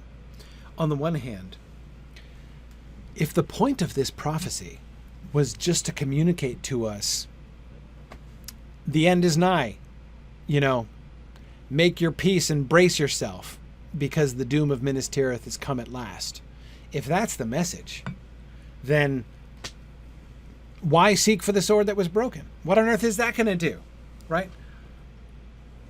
Exactly. If doom has arrived, the weapon of legend can be of no use. If the doom has arrived, nothing can be of any use. Why seek anything? Right? So why the command? Why the imperative at all if the message is doom has come at last, right? That's one sense that question can bear. But another sense that question could bear is the sense of specific challenge to Aragorn, right? If Boromir is saying, look, I'm not stupid. I get the fact that you, dude, whoever you are, Aragorn, son of Arathorn, apparently, right? You are the wielder of this broken sword. And so in being told to seek the broken sword, I've been sent to you, right? What good is that going to do us, right? And that, of course, itself bears a couple different senses. Again, first, in the context of that first sense of the question, right? If the doom has come at last, what good are you going to do, right? Who cares? Even if you are the heir of Isildur, so what? Right? The doom of Gondor is coming. So great. Are we going to have... So is a king going to arrive in Minas Tirith in order to bury it? Right? I mean, seriously. Who cares? But of course, also, it's like, well, if we are to hold out the possibility, right? If we're to hold out the possibility that the command we've been given, the seeking for the sword that was broken, if there are counsels that are stronger than Morgul's spells, which implies that there is something that can be done, that we shouldn't just, lie down and die, that seeking the sword that was broken does offer a kind of remedy to the situation, right? then explain to me, bub, how you constitute a remedy, right? Why should we seek a broken sword? And I think that far from simply failing to understand the metaphor, Boromir is throwing the metaphor back into, right, that's King Bub to you, says Mudmore. I think Boromir's throwing the metaphor back into Aragorn's face, essentially. Okay, Mr. Broken Sword, what use are you? Remember what Aragorn said when he drew the sword for Sam? Not much use, is it, Sam? Right? Boromir seems to be saying the same thing, right? Not much use, are you, Mr. Broken Sword, right? Yeah. Show me. Explain to me why a dude who is metaphorically represented by a broken sword is going to be any good at all, any use at all.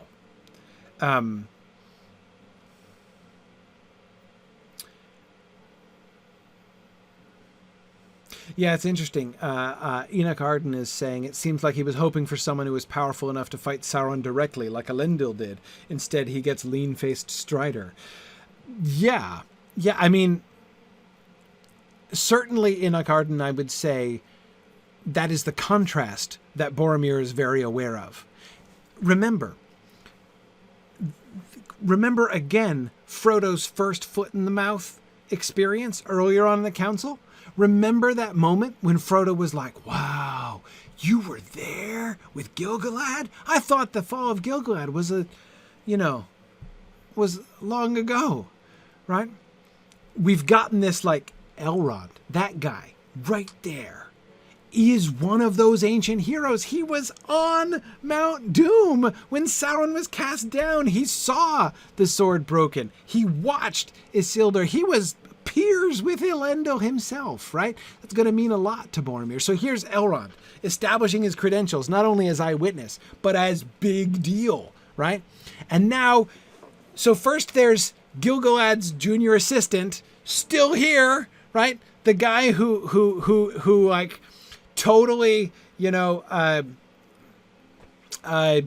well, who is at least, he was the senior assistant of Gil-galad, right, in the Battle of Dagorlad. So anyway, we've got Gil-galad's representative here, and now what do we have?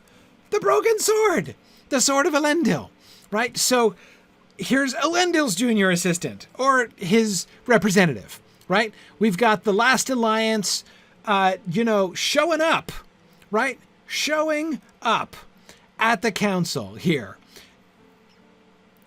And Frodo is super impressed at the significance of like Elrond's person. And then by contrast, here's this lean-faced, scruffy-looking guy who just tossed a broken sword on the table, right? And didn't introduce himself or make any claims, right? Yeah. He doesn't look the part. Boromir is having a reaction, in part. Boromir is having a reaction which is almost opposite to the reaction Frodo had to Elrond earlier on, right? Instead of having one of those like OMG fanboy moments, right, that Frodo is having, he's having the opposite reaction, right? I think we must remember, as several of you have been pointing out, we can't lose sight of the fact that Boromir is saying these things in the immediate context of having been hit with ring-inspired emotions for the first time. I think that glint as he's gazing at the golden thing makes that really clear.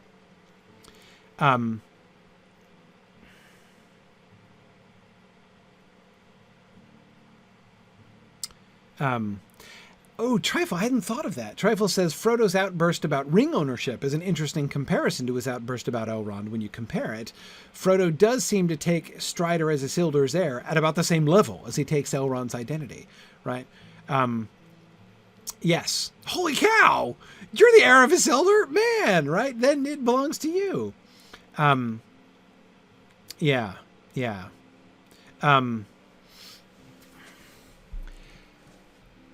That Boromir might be a little bit on his dignity here, right?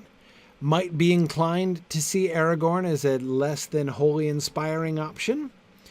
If the point ultimately of this vision, again, the only imperative thing it said, right? The only command they were given was to seek for the sword that was broken, and that quest has led to this dude. Right? You're the message. You're what Gondor was being told about. He could be forgiven for thinking or saying that under any circumstances, right? I think. But that he should say it now when the desire for the ring is still hot in his mind, I think is not surprising in any way.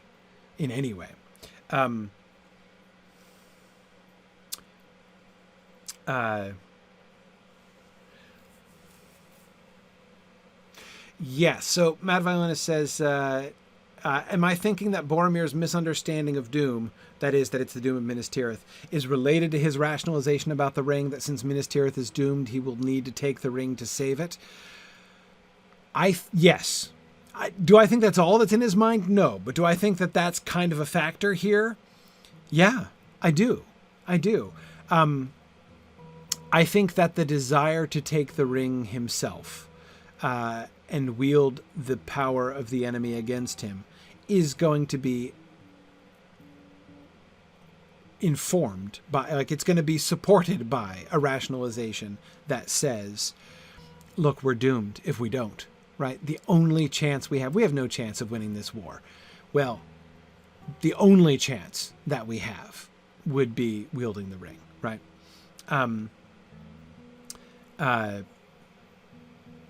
Yeah. So so exactly. It would be a perfectly good motive twisted by the desire for the ring. Mad Violinist. Yeah, exactly. Do I think that's dominant? Do I think he's really thinking through that yet? No, I don't think he has anything like the data to do this. He doesn't yet understand that desire for the ring is bad. He doesn't yet understand that he should resist this desire.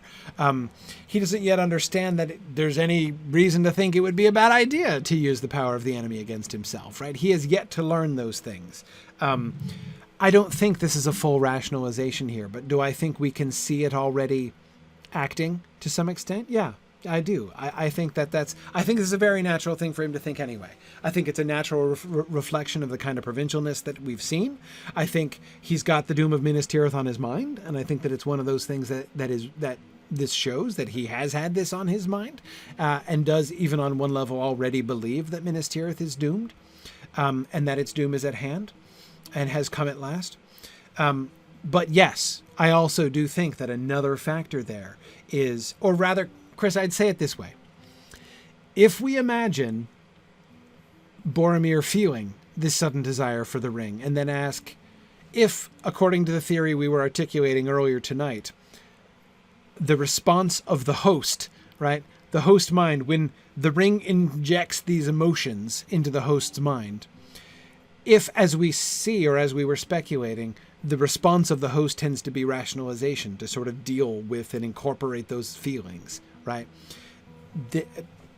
This makes perfect sense as a way that it would begin to rationalize itself now. Antillian says a fear-based reaction sounds like it comes from the ring. It could very well. Fear could be one of the things gripping, not only desire, but fear also could be one of the things that that the ring is kind of hitting him with, right? Yeah. Now, we are getting far ahead of ourselves, I know. But anyway, I think it's worth sort of speculating here. Yeah.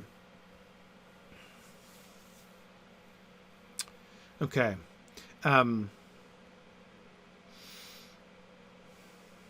No, Mark, we never have seen the ring induce emotions in anyone other than the bearer. No. Yes. Crap. We have. We did. Bilbo. With Bilbo. Smeagol while Diegol's got it. Trifle. Wonderful answer. Yes. We know that the desire for the ring is not restricted to the one who's physically holding it. Smeagol shows that clearly enough, right? It is certainly able to afflict somebody else with desire, right? And I certainly agree, Mike, that that Smeagol certainly rolled a poor saving throw in his wisdom check there, but absolutely, we have plenty of evidence for that. Conceivably, Isildur standing over Sauron's body, possibly, yes. Simon, yeah, I think with Galadriel, we're going to see something similar as well. Yeah, and I was going to, as I said, I think that Bilbo's request to see the ring also suggests, in the Hall of Fire, I mean, suggests an influence of the ring on him. Yeah, so no, I definitely think that we have plenty of reason to believe. But have we seen it? It was spoken of before. We saw it, I think, briefly in Bilbo, but I don't think that we are going to...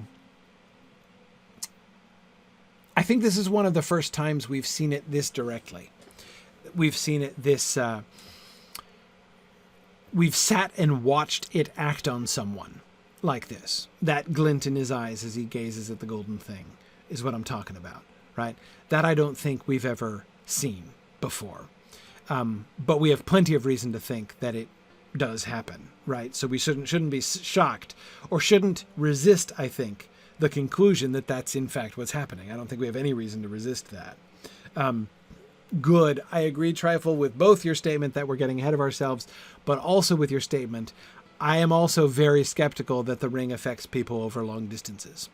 I think that when you're talking about people like Denethor or Saruman, I think it is, of course, very possible for people to experience desire that is not a direct inspiration of the ring. You don't have to have the ring sending you emotions in order for you to desire power, right? So anyway, okay, cool. Yes, I do think we get a hint in Gandalf's refusal to touch it. Yes, don't give the ring to me. Yes, exactly. I do think we do get a hint of it there. Yes. Okay. Interesting. Ardent Crayon says perhaps even a hint when Strider says he could take the ring if he wanted it. Yes, if I were after the ring, I could have it now. Is he there giving voice to a feeling that he has, even though he's fighting that feeling, right? Is there a sense in which he is like allowing that to be dramatized almost, right? In which Tolkien is hinting to us the fact that that he was, that he experienced that desire, right? Sure. Absolutely. Absolutely. Yep. Anyway. Okay.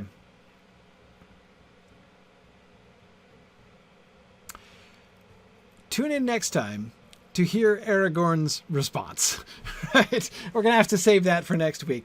I would say we did half a slide today, but we totally spent some time, and Matt DeForest, it's all your fault, talking about the previous slide again at the beginning this time. But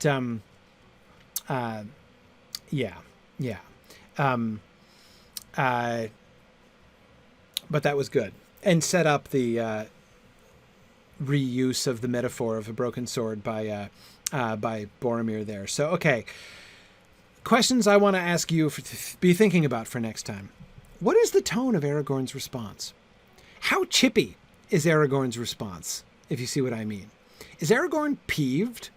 Is he... how much strut is there in Aragorn's response? Is he rising to Boromir? I mean, is this an emotional response? is there even a similar kind of element to Boromir's? Like, think not that the glory of Gondor is, and all its pride and dignity forgotten, right? Is Aragorn feeling the same kind of thing, right? Anyway, so think about that, right? Think about this this whole speech. Not only the speech that he's about to give, but we're going to get another speech from him afterwards, right? Well, okay, we're not going to get to that one next week, I don't think, because there's a poem in between. So anyway, yeah, so exactly. Some homework for the homebound there. Think about that and how we would think about the question that we were asking about Aragorn's previous speech. What's his tone of voice, right? What can we get? How do we contextualize his words here? Okay. But we shall resume there next week. So thanks, everybody. I'm going to switch over to Twitch only now. I'm going to turn off the Twitter stream. Thanks, everybody, for joining our discussion. Stick around for our field trip, because we're about to go to a new place tonight. Having finished the Arid Luin last week, we're going to bring our field trip in a completely different direction tonight. So thanks, everybody. All right. There we go. Okay. Good evening. All right. Good evening.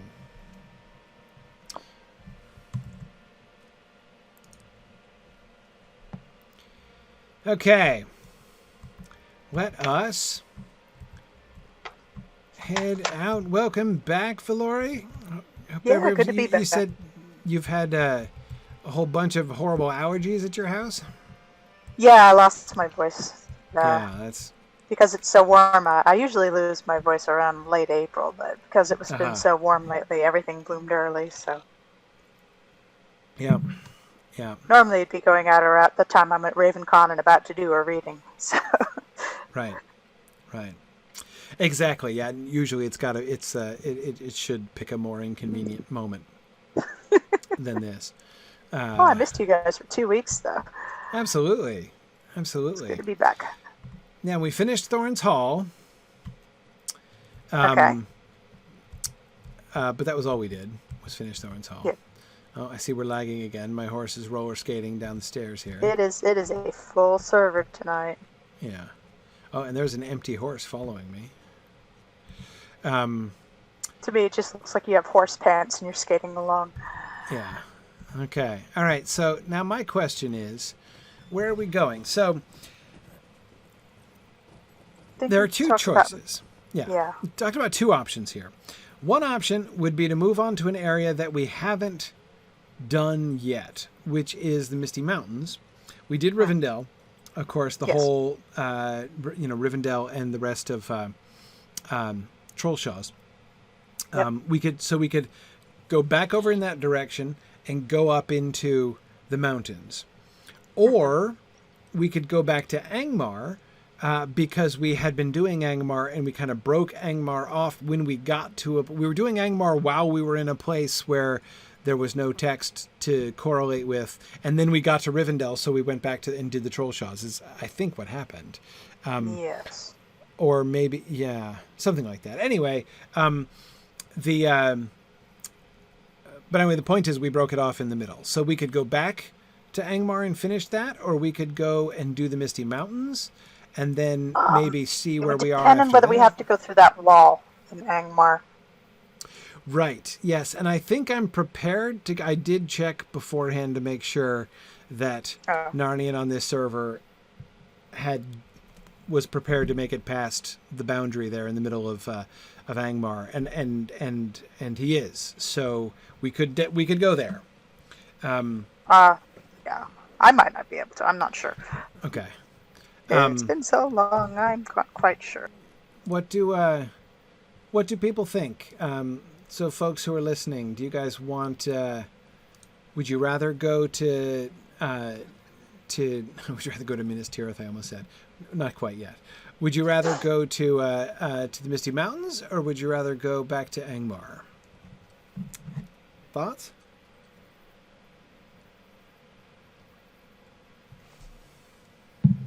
Yeah, this one I have not done that. I could not go into Angmar beyond the words on this. Right. Right. Oh, hang on a second. I'm having issues here. Hang on a second.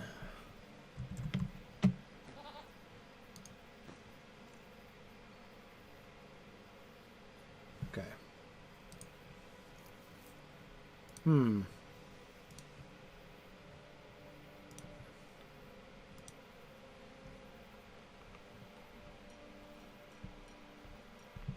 All right, hang on a second. I just lost my... Oh, having an audio issue here. Just a second. And going back to my fallback position here. Okay. Oh, Edith says we can now be ported past that boundary in Angmar. Okay. That's interesting. If Yeah, that's a nice change. If we have someone who can port us through, that would be ideal. Yeah. Okay. I agree we will be in Rivendell for a while, Fourth Dauntless.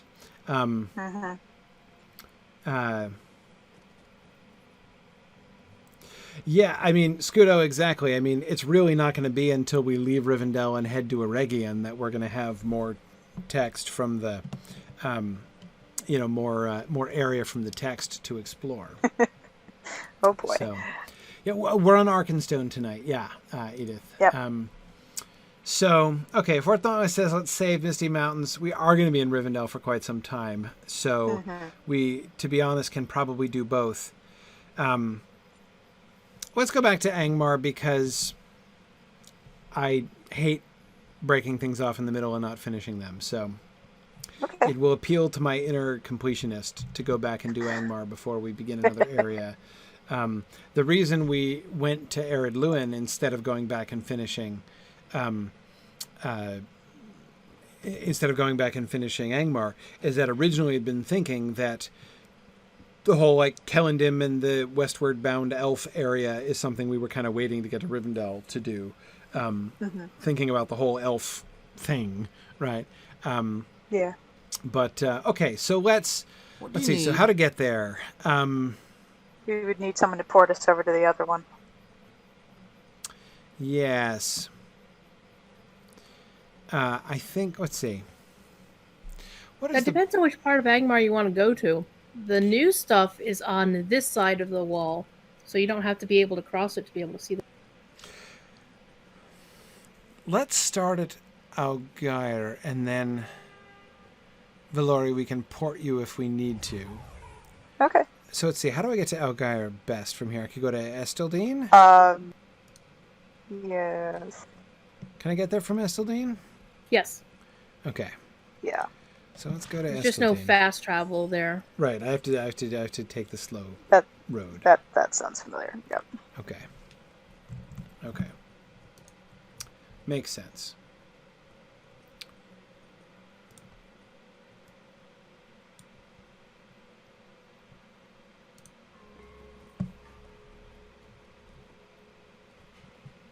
Gosh, it's been forever since we've been in the North Downs. I know, I'm gonna have to see what I remember of Rudauer and stuff. Yeah. Yeah, I want to start at Algair because I want to start there because it's been so long, and ride through to where we left off. How can I be of service? To get some kind of sense. Okay, good. I thought I would have that open on this server, and I do. Yeah. Oh, do we want to check out that one dwarf encampment now that we know dwarf architecture? Oh, in Angmar. Yeah. Yeah. We already went there, I think, didn't we? But we could stop in, yeah. But we didn't know whether it was long. Exactly. Right now we know. Yeah. Now that we've learned so much about dwarven architectural history. It's a good call. Yeah. See, like I said, better to kind of ride through it from the beginning. We'll have a different context on things here. Okay. As I recall, weren't we in the middle of the area with the undead? Isn't that where we left off? I believe so. I think that's where we were. Horse glitched out. Yeah, I'm having all kinds of... I've never had a bot horse glitched out that bad on me before. Yeah, this is... it's Wow. He went up against a tree and couldn't move. Really? Yes, I have not had that happen. He got that stuck? happened once. Yeah, he actually got stuck instead of following the track. Wow. The trees are new. Oh, Mike, horse is getting confused. Okay, there, he found the right way. Yeah, he stopped and turned in 3 different directions before he remembered which direction the path was in there. I think all these horses are mildly concussed. Yeah, the stable master here at Estildine does not seem to have his horses trained real well for the route. Typical rangers keep needing our help for everything. Can't even do a dang thing for themselves. Yeah. Guess not. Yeah, Okay. I've had one go. My friend had a horse, like back in the beta days, they had one go right off the bridge and miss the bridge at Culloden. Oh, it just like fell into the river? It just fell in the river, just totally missed the bridge. That was back during the That's awesome. That's awesome. I love that. Yeah, it was kind of awesome, but it was at the same time it's just kind of like I paid for this. Right. You know. Right. But I remember that was back when it was really hard to get a couple of bucks, and a stable ride was considered a luxury. Right. Exactly. Right. You pony up all this money for. Hey, is this new? Yes. This is a tunnel. This didn't used to be a tunnel. What? This used to be a gorge, and now it's a tunnel. I have to see the tunnel. Where's the tunnel? I ported because I was a hunter. The tunnel is leading right into the whatever they're called, the Earthkin. Earthkin? The Earthkin. Yeah. Wow, that's a tunnel. Wow. Yeah. What happened? Intriguing. Okay. Well, there we go. Okay, I'm back. Okay, so here's Ram Duaith. Yeah, Ram Duath is most of the stuff that Scenario overhauled when he did his work on it. Oh. Intriguing. Huh. So, I think that's really interesting because changing that to a tunnel, I mean, there doesn't seem to be any gameplay related reason to do that. But there is a kind of like, it does shift the kind of, I don't know, sort of like symbolic or metaphorical weight of that passage, right? When you're not just going over a pass in the mountains, but passing through a tunnel as if it's, you know, like entering a different world. Like it's more sort of portal-like, if you know what I mean. It also implies that it's man-made, not a natural thing. Unless there was water getting through, right, of course. Right. Potentially. It also implies that it could be hidden. That's why the good people are here and the evil peoples haven't found as much of it yet. Right. As if we're the place where we're going is some kind of hidden valley here in Angmar. It's defensible. Yes. Yeah. Though speaking of defensible, so I see what you mean, Druid's Fire, when you were saying last week that the ruins are gone. Mm-hmm. No ruins. It's just a natural valley now. No evidence. I see no architectural evidence of any kind that anyone else used to ever be here. Burnt down, fell over, sank into the swamp. Absolutely. The second castle. Right. So this then again in that same kind of idea, that same kind of hidden valley concept, Valori. The lack of ruins here also suggests that this is not a camp of barbarians sort of, squatting in the ruins of a greater lost civilization, right? Mm-hmm. This is just the secret valley of these hidden peoples, Yes, it doesn't imply a race of people diminished, just a race of people that never change. Right. And disconnected from that tradition. Stuff back here. Where?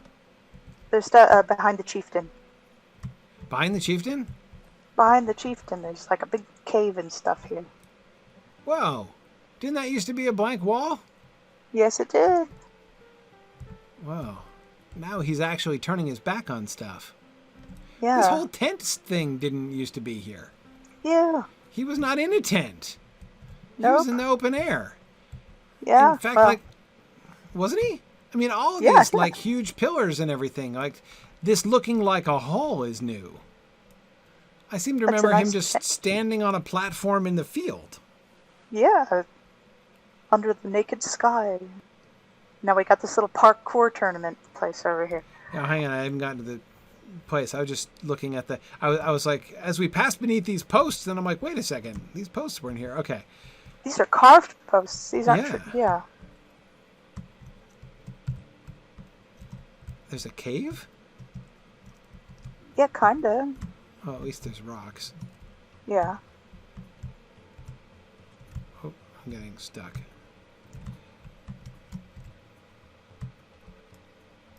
Cool. I'm glad we went back. Yeah. Wonder Just what wait else till you is see what different. they did to Ramduoth. You'll be mine. What? Want to stay Ramtroth. Okay. All right. Wow. Okay. So one of the effects, of course, of creating this area back here is now to enable us to really appreciate this big, huge, enormous tent that they've made for to cover the chief's area. Look how tiny his little platform is beneath this enormous hall. Yeah, I agree, Catriona. I don't even know how many aurochs had to die to make that tent. Over how many, decades? Yeah. Yeah. And it's really quite the feat of engineering, this tent. This canopy. Yeah. Yeah. Oh, look at the little golden caps up in the top where the smoke goes out. Mm-hmm. Mm-hmm. Yeah. That's very cool. I like that. So, it suggests a grand hall, but it also it still, sort of stays within the, the idiom, right, of these folks. Yeah. There's a trough here for something.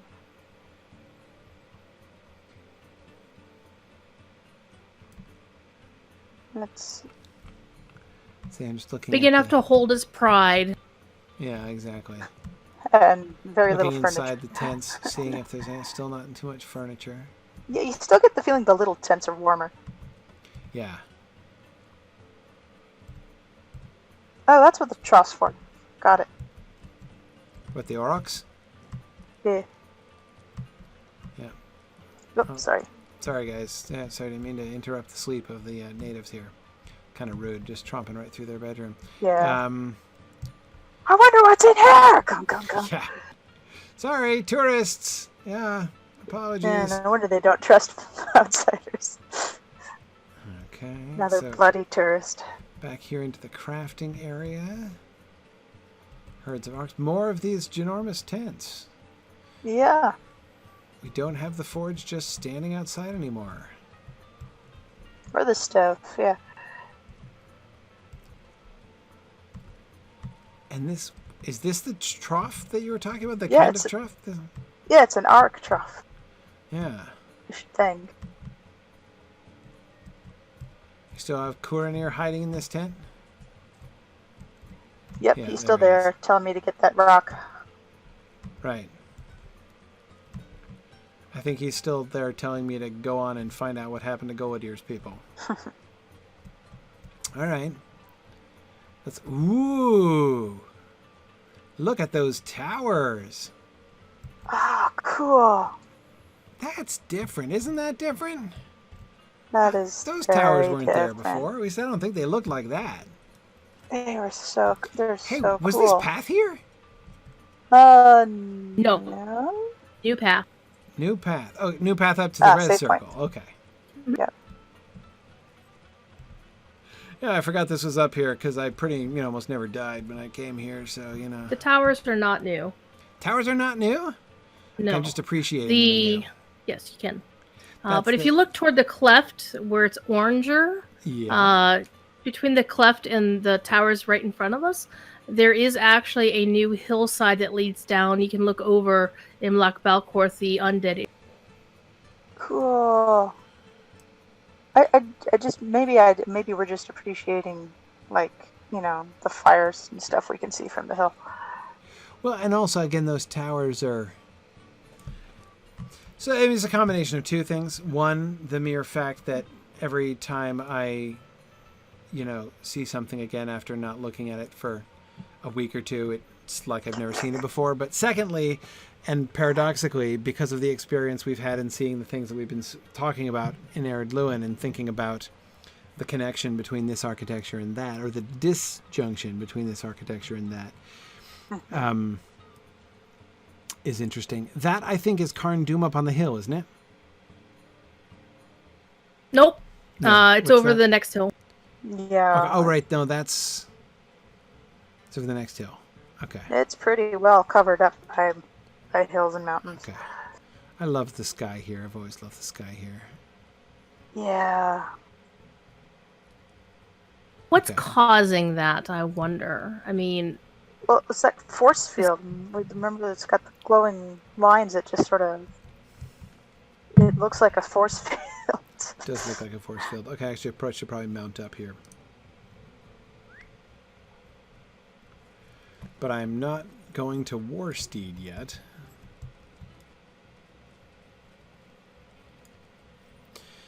Just bear in mind, you do have lobies with you. I was just going to bring that up as we cross this rise. How many people need to be, very carefully protected? Valora, you're 50, so you're on level here. Yeah, Dallin... We've got a level is already 30. Getting killed. We've got somebody... level 6. Yeah, that's not going to take long. Yeah.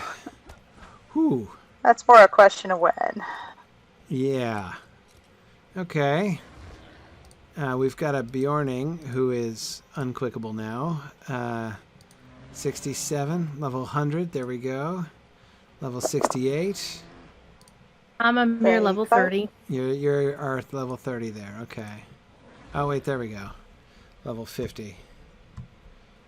Ponton says the tent for Cranog, the chieftain, has always been there. No, has it? No, has it? Uh-huh.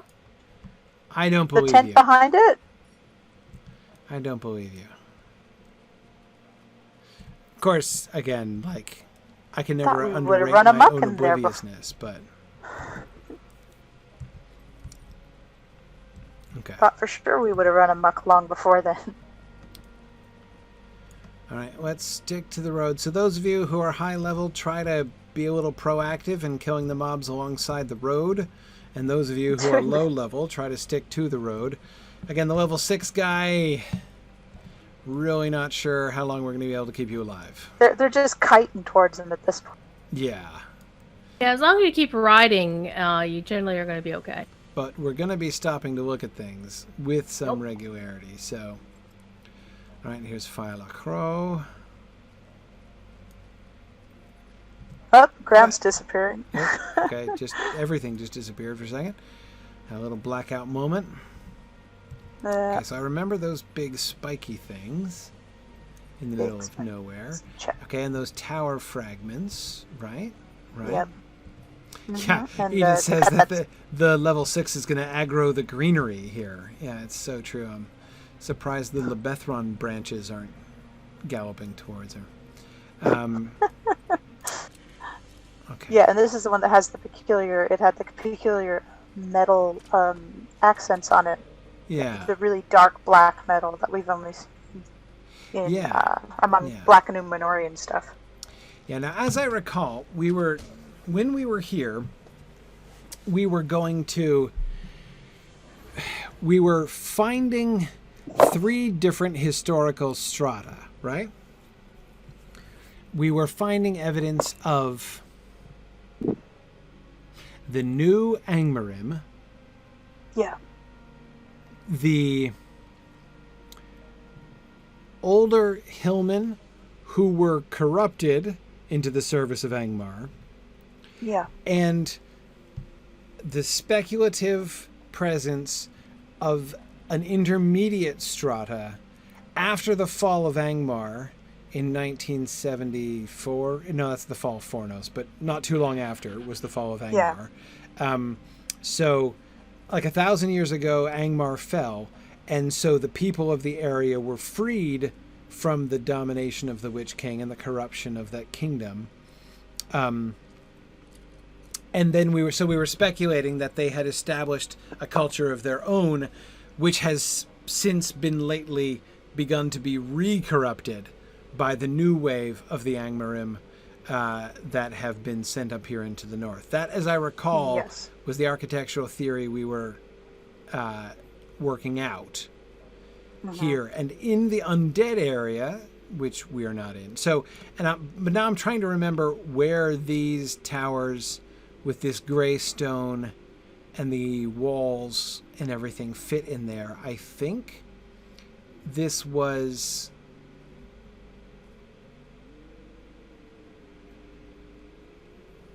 the old Angmar? I don't remember. I do remember there was a connection between Gondor and Old Angmar. It was like taking stuff that we'd seen in Estelden and Gondor and sort of perverted it. Right, because of the old Dunedain connection. Yeah, sorry, not Gondor. The other one, Evendim, stuff we saw in Numenor. Yes. Yeah, exactly. Which we can assume is mimicking Gondor. Right. All right. But okay. Yeah, I keep my eyes open here. The minimalist bricky stuff that we're seeing here is the newer one. Maybe? Well, where we were mostly speculating about the newer one was when we were in the residential area up in this city up here to the north. That's right. The half timber houses, the sort of Tudor looking things. Yeah, and we saw like the evil Bree-land-esque buildings, right? And that was the idea. Is there, as you can see, the corrupted, because the Hillmen were related to the Bree-landers, and okay, now this is not new. These. Oh, they're just popping out of nowhere. Yeah, these guys were here before, and that's the entrance to an orc camp, right? Is that called? An orc cave? Okay. All right. And we got... Oh, look at everybody coming running. Okay. Well, do we have like a level 100 hunter? That's really handy. Yes. That's very handy. Yes, it is. Thank you. Okay. So, yeah, Donavile, right? That's the city that we were looking at? Yeah, see, there's that, like, there's the, like, Tudor-style wooden buildings. Yeah. Hang on, which way am I turning here? Either way, really, but... I think it goes around the lake and goes back. Okay. Oh, yeah.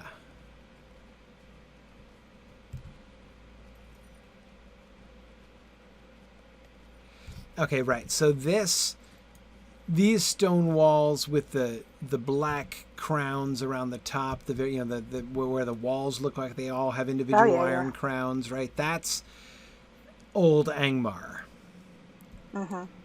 That's old Angmar. The houses are reminiscent of... Hang on a second. Let me dismount and get my links and set my links on. Is it on aggressive?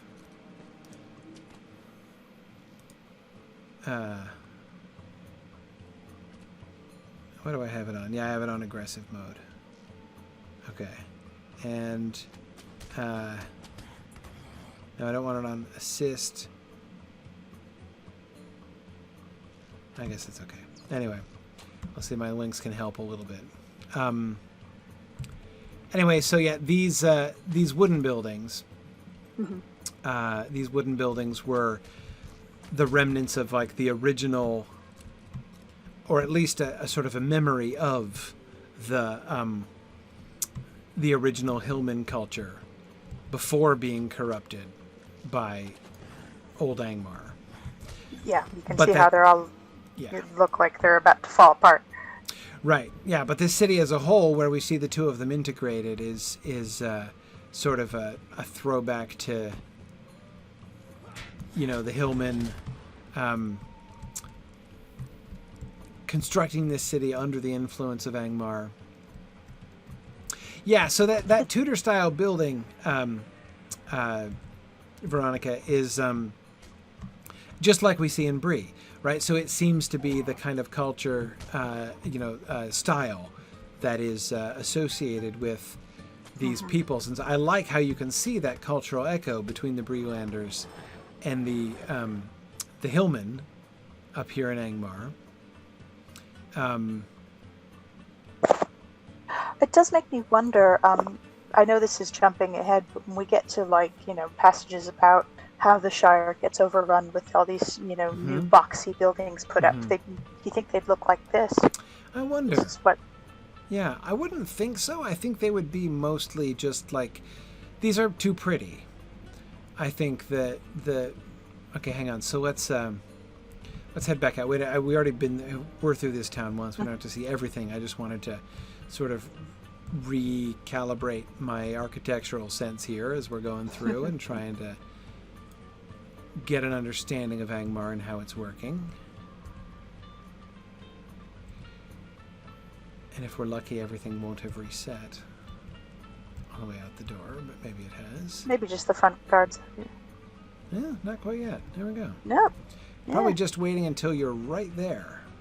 Yeah, respawn. Yes. Okay, good. All right. Yeah, let's stay on foot. It'll make it easier for people to fight off the mobs. Okay, let's head back over towards Malenhad. Let's see, well, it's getting late. Let's head back to that dwarf settlement. We'll make that our destination here. Okay. And then we will have reminded ourselves of most of the things.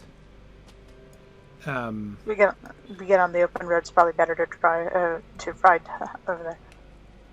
Yeah. Oh, right. You're right. It's probably better to ride to stay ahead of stuff. Okay, let's mount up here, I guess. And I want to head where I want to head. Okay, I think I know where I want to head. We'll stick to the road. Okay. All right. How much of the landscape around here has been changed? Most of it looks pretty similar to what I remember, the dead trees. The mountain to our left. I'm seeing more ochre colors and stuff, but that might be the type of light we're in and the sky we're in. Right, it's possible. Yeah, Aranas says that brick buildings are described in the scouring of the Shire, which is true. Brick buildings, gotcha. And anyway, again, even the buildings that we saw back there in Donovan were too attractive. Yeah. There's no attention to aesthetics at all in the... So it would have looked like an industrial revolution, dormitory for workers. Yeah, like exactly. From Derbyshire. Pure utilitarian, no aesthetic value at all.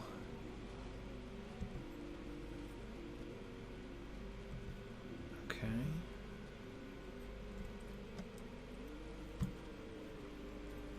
Boy, there is a lot of lag today. Just a bit.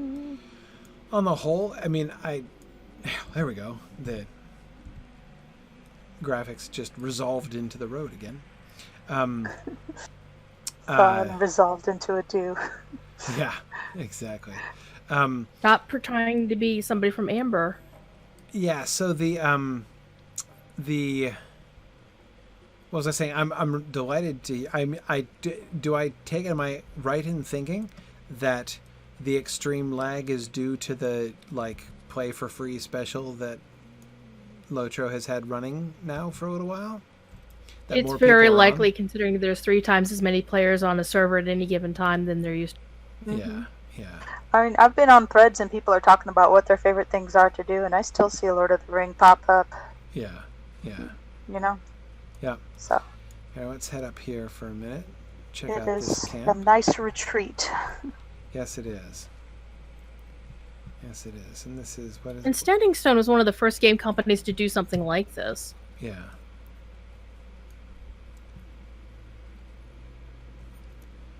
Okay, checking out the camp up here. So yeah. Anyway, no, I'm delighted that Standing Stone is doing that. I think that's awesome, and I hope lots of people are availing themselves of the opportunity to. Wow, this looks very different. Yep. Yep. Oh, dang.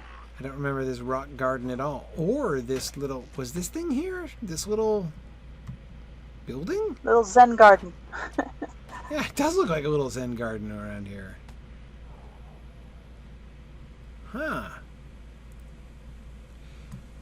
So this little canopy thing, this little whatever it is. Looks like a stable. Yeah, it does look like a stable. Was that here? Nope. These buildings were never here. Nope. And these are all bad guys, by the way. Oh yeah, sorry. We're actually taking the bad guy infested way through here. They actually built a tunnel from the north to the south that doesn't have any Right. Oh, wow. or much in it. This was not a town. This was a goblin camp. Yeah, oh, I remember the bonfire over here. Yeah, me too. Yeah. And there's do the rem- goblins. Yeah, this part is the part where I ran as fast as I could with like 500 enemies kiting behind me. Right, and there's that area where you like jump down off the cliff into it from above after you get the heart of the stone. Yeah. Yeah. Yeah. Was the smoke always this pink? I think they had different colors depending Those are on which some fire really you lit. pink flames. Yeah, see, we're back here at Ramjuath. Yeah. Huh. But this is lovely. This is a nice little town. So here we see It looks like a Diwali. up here we see very little direct evidence of old Angmarim influence. No. I think we can around the corner. And of course, now this is when we're headed up to the statues. Yeah, we're headed to the statue in the orc encampment, hence all the new post holes. Right, yeah, and also all of these palisades and things are new. Built by the new Angmarim and the goblins. Yeah. And there's the statue. Great. Oh. That's one of them. Yeah. Oh, and one of those spiky things. Okay. Oh. But that's all this area, these boulders and bushes are much cooler. Wasn't this just black rock?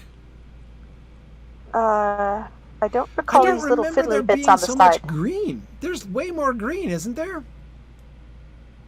Actually, I'm looking at the statue. All the fiddly bits that they put around the statue are new. Memory serves.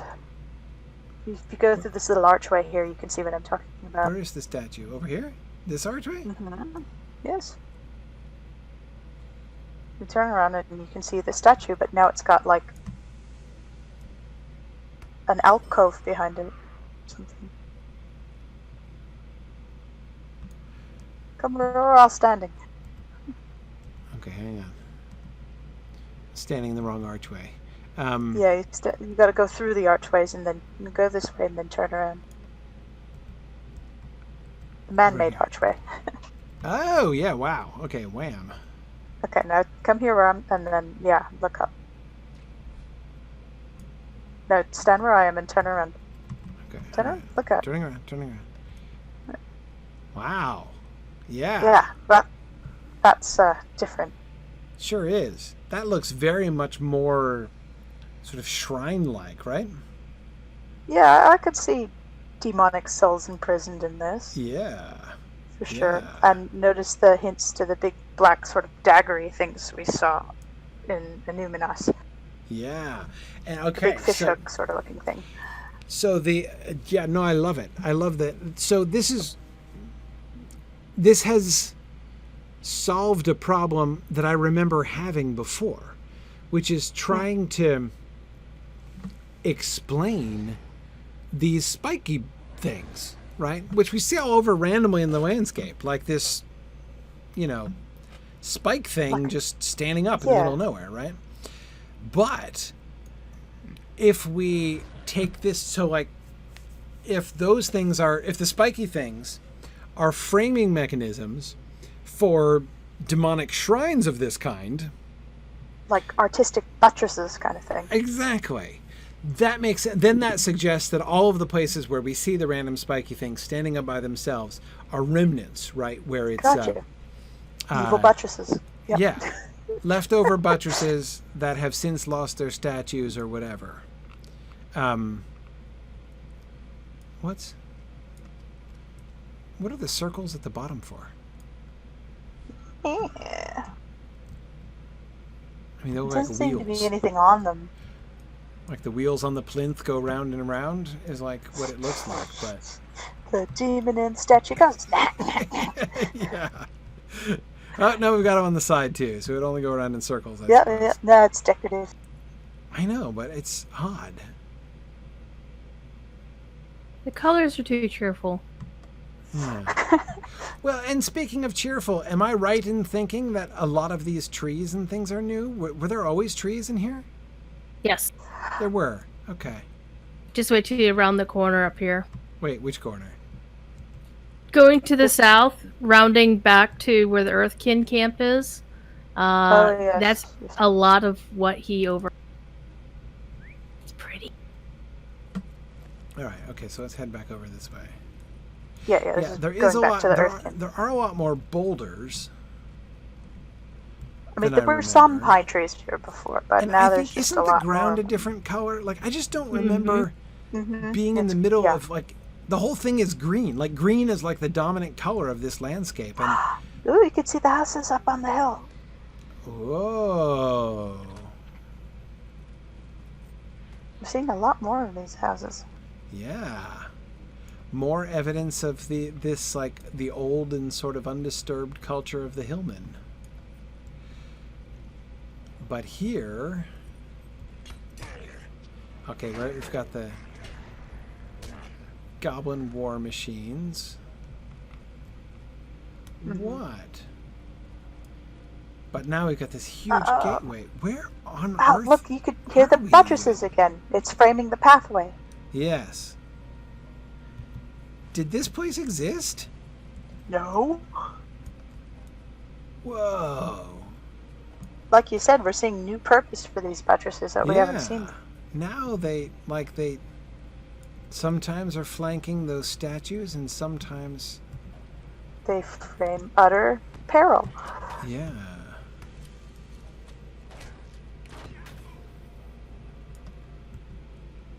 We're getting remnants of Karn Doom here. Yeah. I'm just looking at the hanging lamp. These ramps are cool. Yeah. And accessible. Yeah, exactly. It's a wheelchair accessible Angmarim town. Well, also War Machine accessible. Well, that's also true. And see, look, here's the spiky bits. Oh, with that creepy haunted mansion glow. Around this enormous shrine. Wow. I don't remember this. Was this from the instance later on when we were retrieving that guy's daughter? Did they have something like this that was like sunk in the ground, or is this new? That was Goldier? the fountain in the middle. Yeah, Golidir's daughter learned. Yeah. But this isn't the same place. But did it have something that was like this? Mm-hmm. Look at that place across the way. That's amazing. Holy cow. Look at that thing. It's like a little miniature Orthanc. It's kind of cute. It's got like ninja throwing stars all over. Shuriken. Yeah. Shuriken. Arigato. Hang on a second. Where are we? Not where I think we What? are. This is reminding me of I've forgotten the name of it. This one up here. What is it called? Boglach. This one north of the Malin on the boundary line, the place where you drop dead if you take the road up there. Imlad Balkor? Oh That one. It's reminding me of. I keep thinking I'm over there. Yeah, that's right. Well, I keep getting vibes of Carndoom and thinking, do I have all my keys? We got these little phylactery factories. Yeah. All right, hang on. I gotta go up that other ramp. I gotta go across to that to Mini Orthanc over there. Okie dokie. If you say so, boss. Oh man, tell me I can't get there. I can't get there. Can I open the doors? Is it quest? No. Is it quest related? No, I can't get there. No, but Is it there looks another way so up? cool. Darn it. Oh, they're not even. It's not even like you have to take this quest. It's just not accessible. Oh, that's horrible. It It taunts is us with its stern coolness. letter to scenario saying, "What did you?" What's up with that?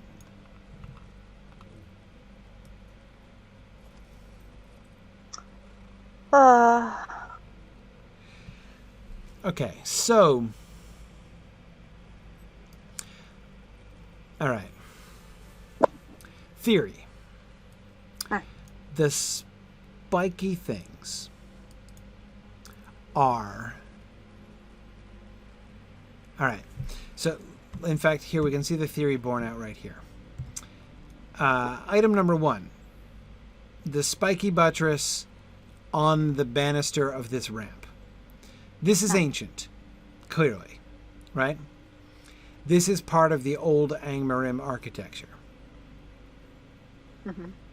that we see in the ramps and the walls, even though the houses themselves are hillman houses.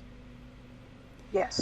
But this is a clear indication, clear remnant of the old Angmarim style. So if we look at the big spiky tower that we can't get to, we can see that the spikes are of a very similar kind and structure, but these are not ancient. They don't look ancient. Okay. Okay, if I could see it even closer, that would be nice. I'm trying to decide if that tower is new. But there are places, I remember one of the things that we were noticing before is that there were places where we could see some of these shrine-like places which are definitely new, which are definitely new Angmar constructions, which are like a revival, therefore, of the old structure. So presumably the buttress things, right? The pointy buttresses are the old style, like those old statues are clearly ancient. Exactly. But, and yeah, you're right. Now that I'm looking at it more closely from up here, Catriona, from across the way, I thought this was new. But you're right. I think there is rust on the tower. I think looking at the base of the tower, I think it's old. And that looks like it's kind of encrusted with green around the top. Oh, yeah. But it would sure be nice to be able to get closer to that. Check out this door frame. The door frame is with a head. It's got like a turtle head or like a demon head. What is that? Gargoyle. Yeah. But the way that there's the triangle thing up above it makes it look like the head is... It makes it look turtle-like the head is emerging from a shell. Yeah, I was going to say maybe it's turtle-like supposed to... Maybe it's supposed to... Like, what are those giant turtles down in the plain called? The iron scales? Ooh. Yeah. Well, there's the big evil turtle under Numinos. Right. Oh, there's that turtle. Good grief. Yeah. With all the little wee turtles. But I'd almost forgotten. I'd almost managed to block out the memory of that turtle. Save me from the wee turtles. Oh my goodness.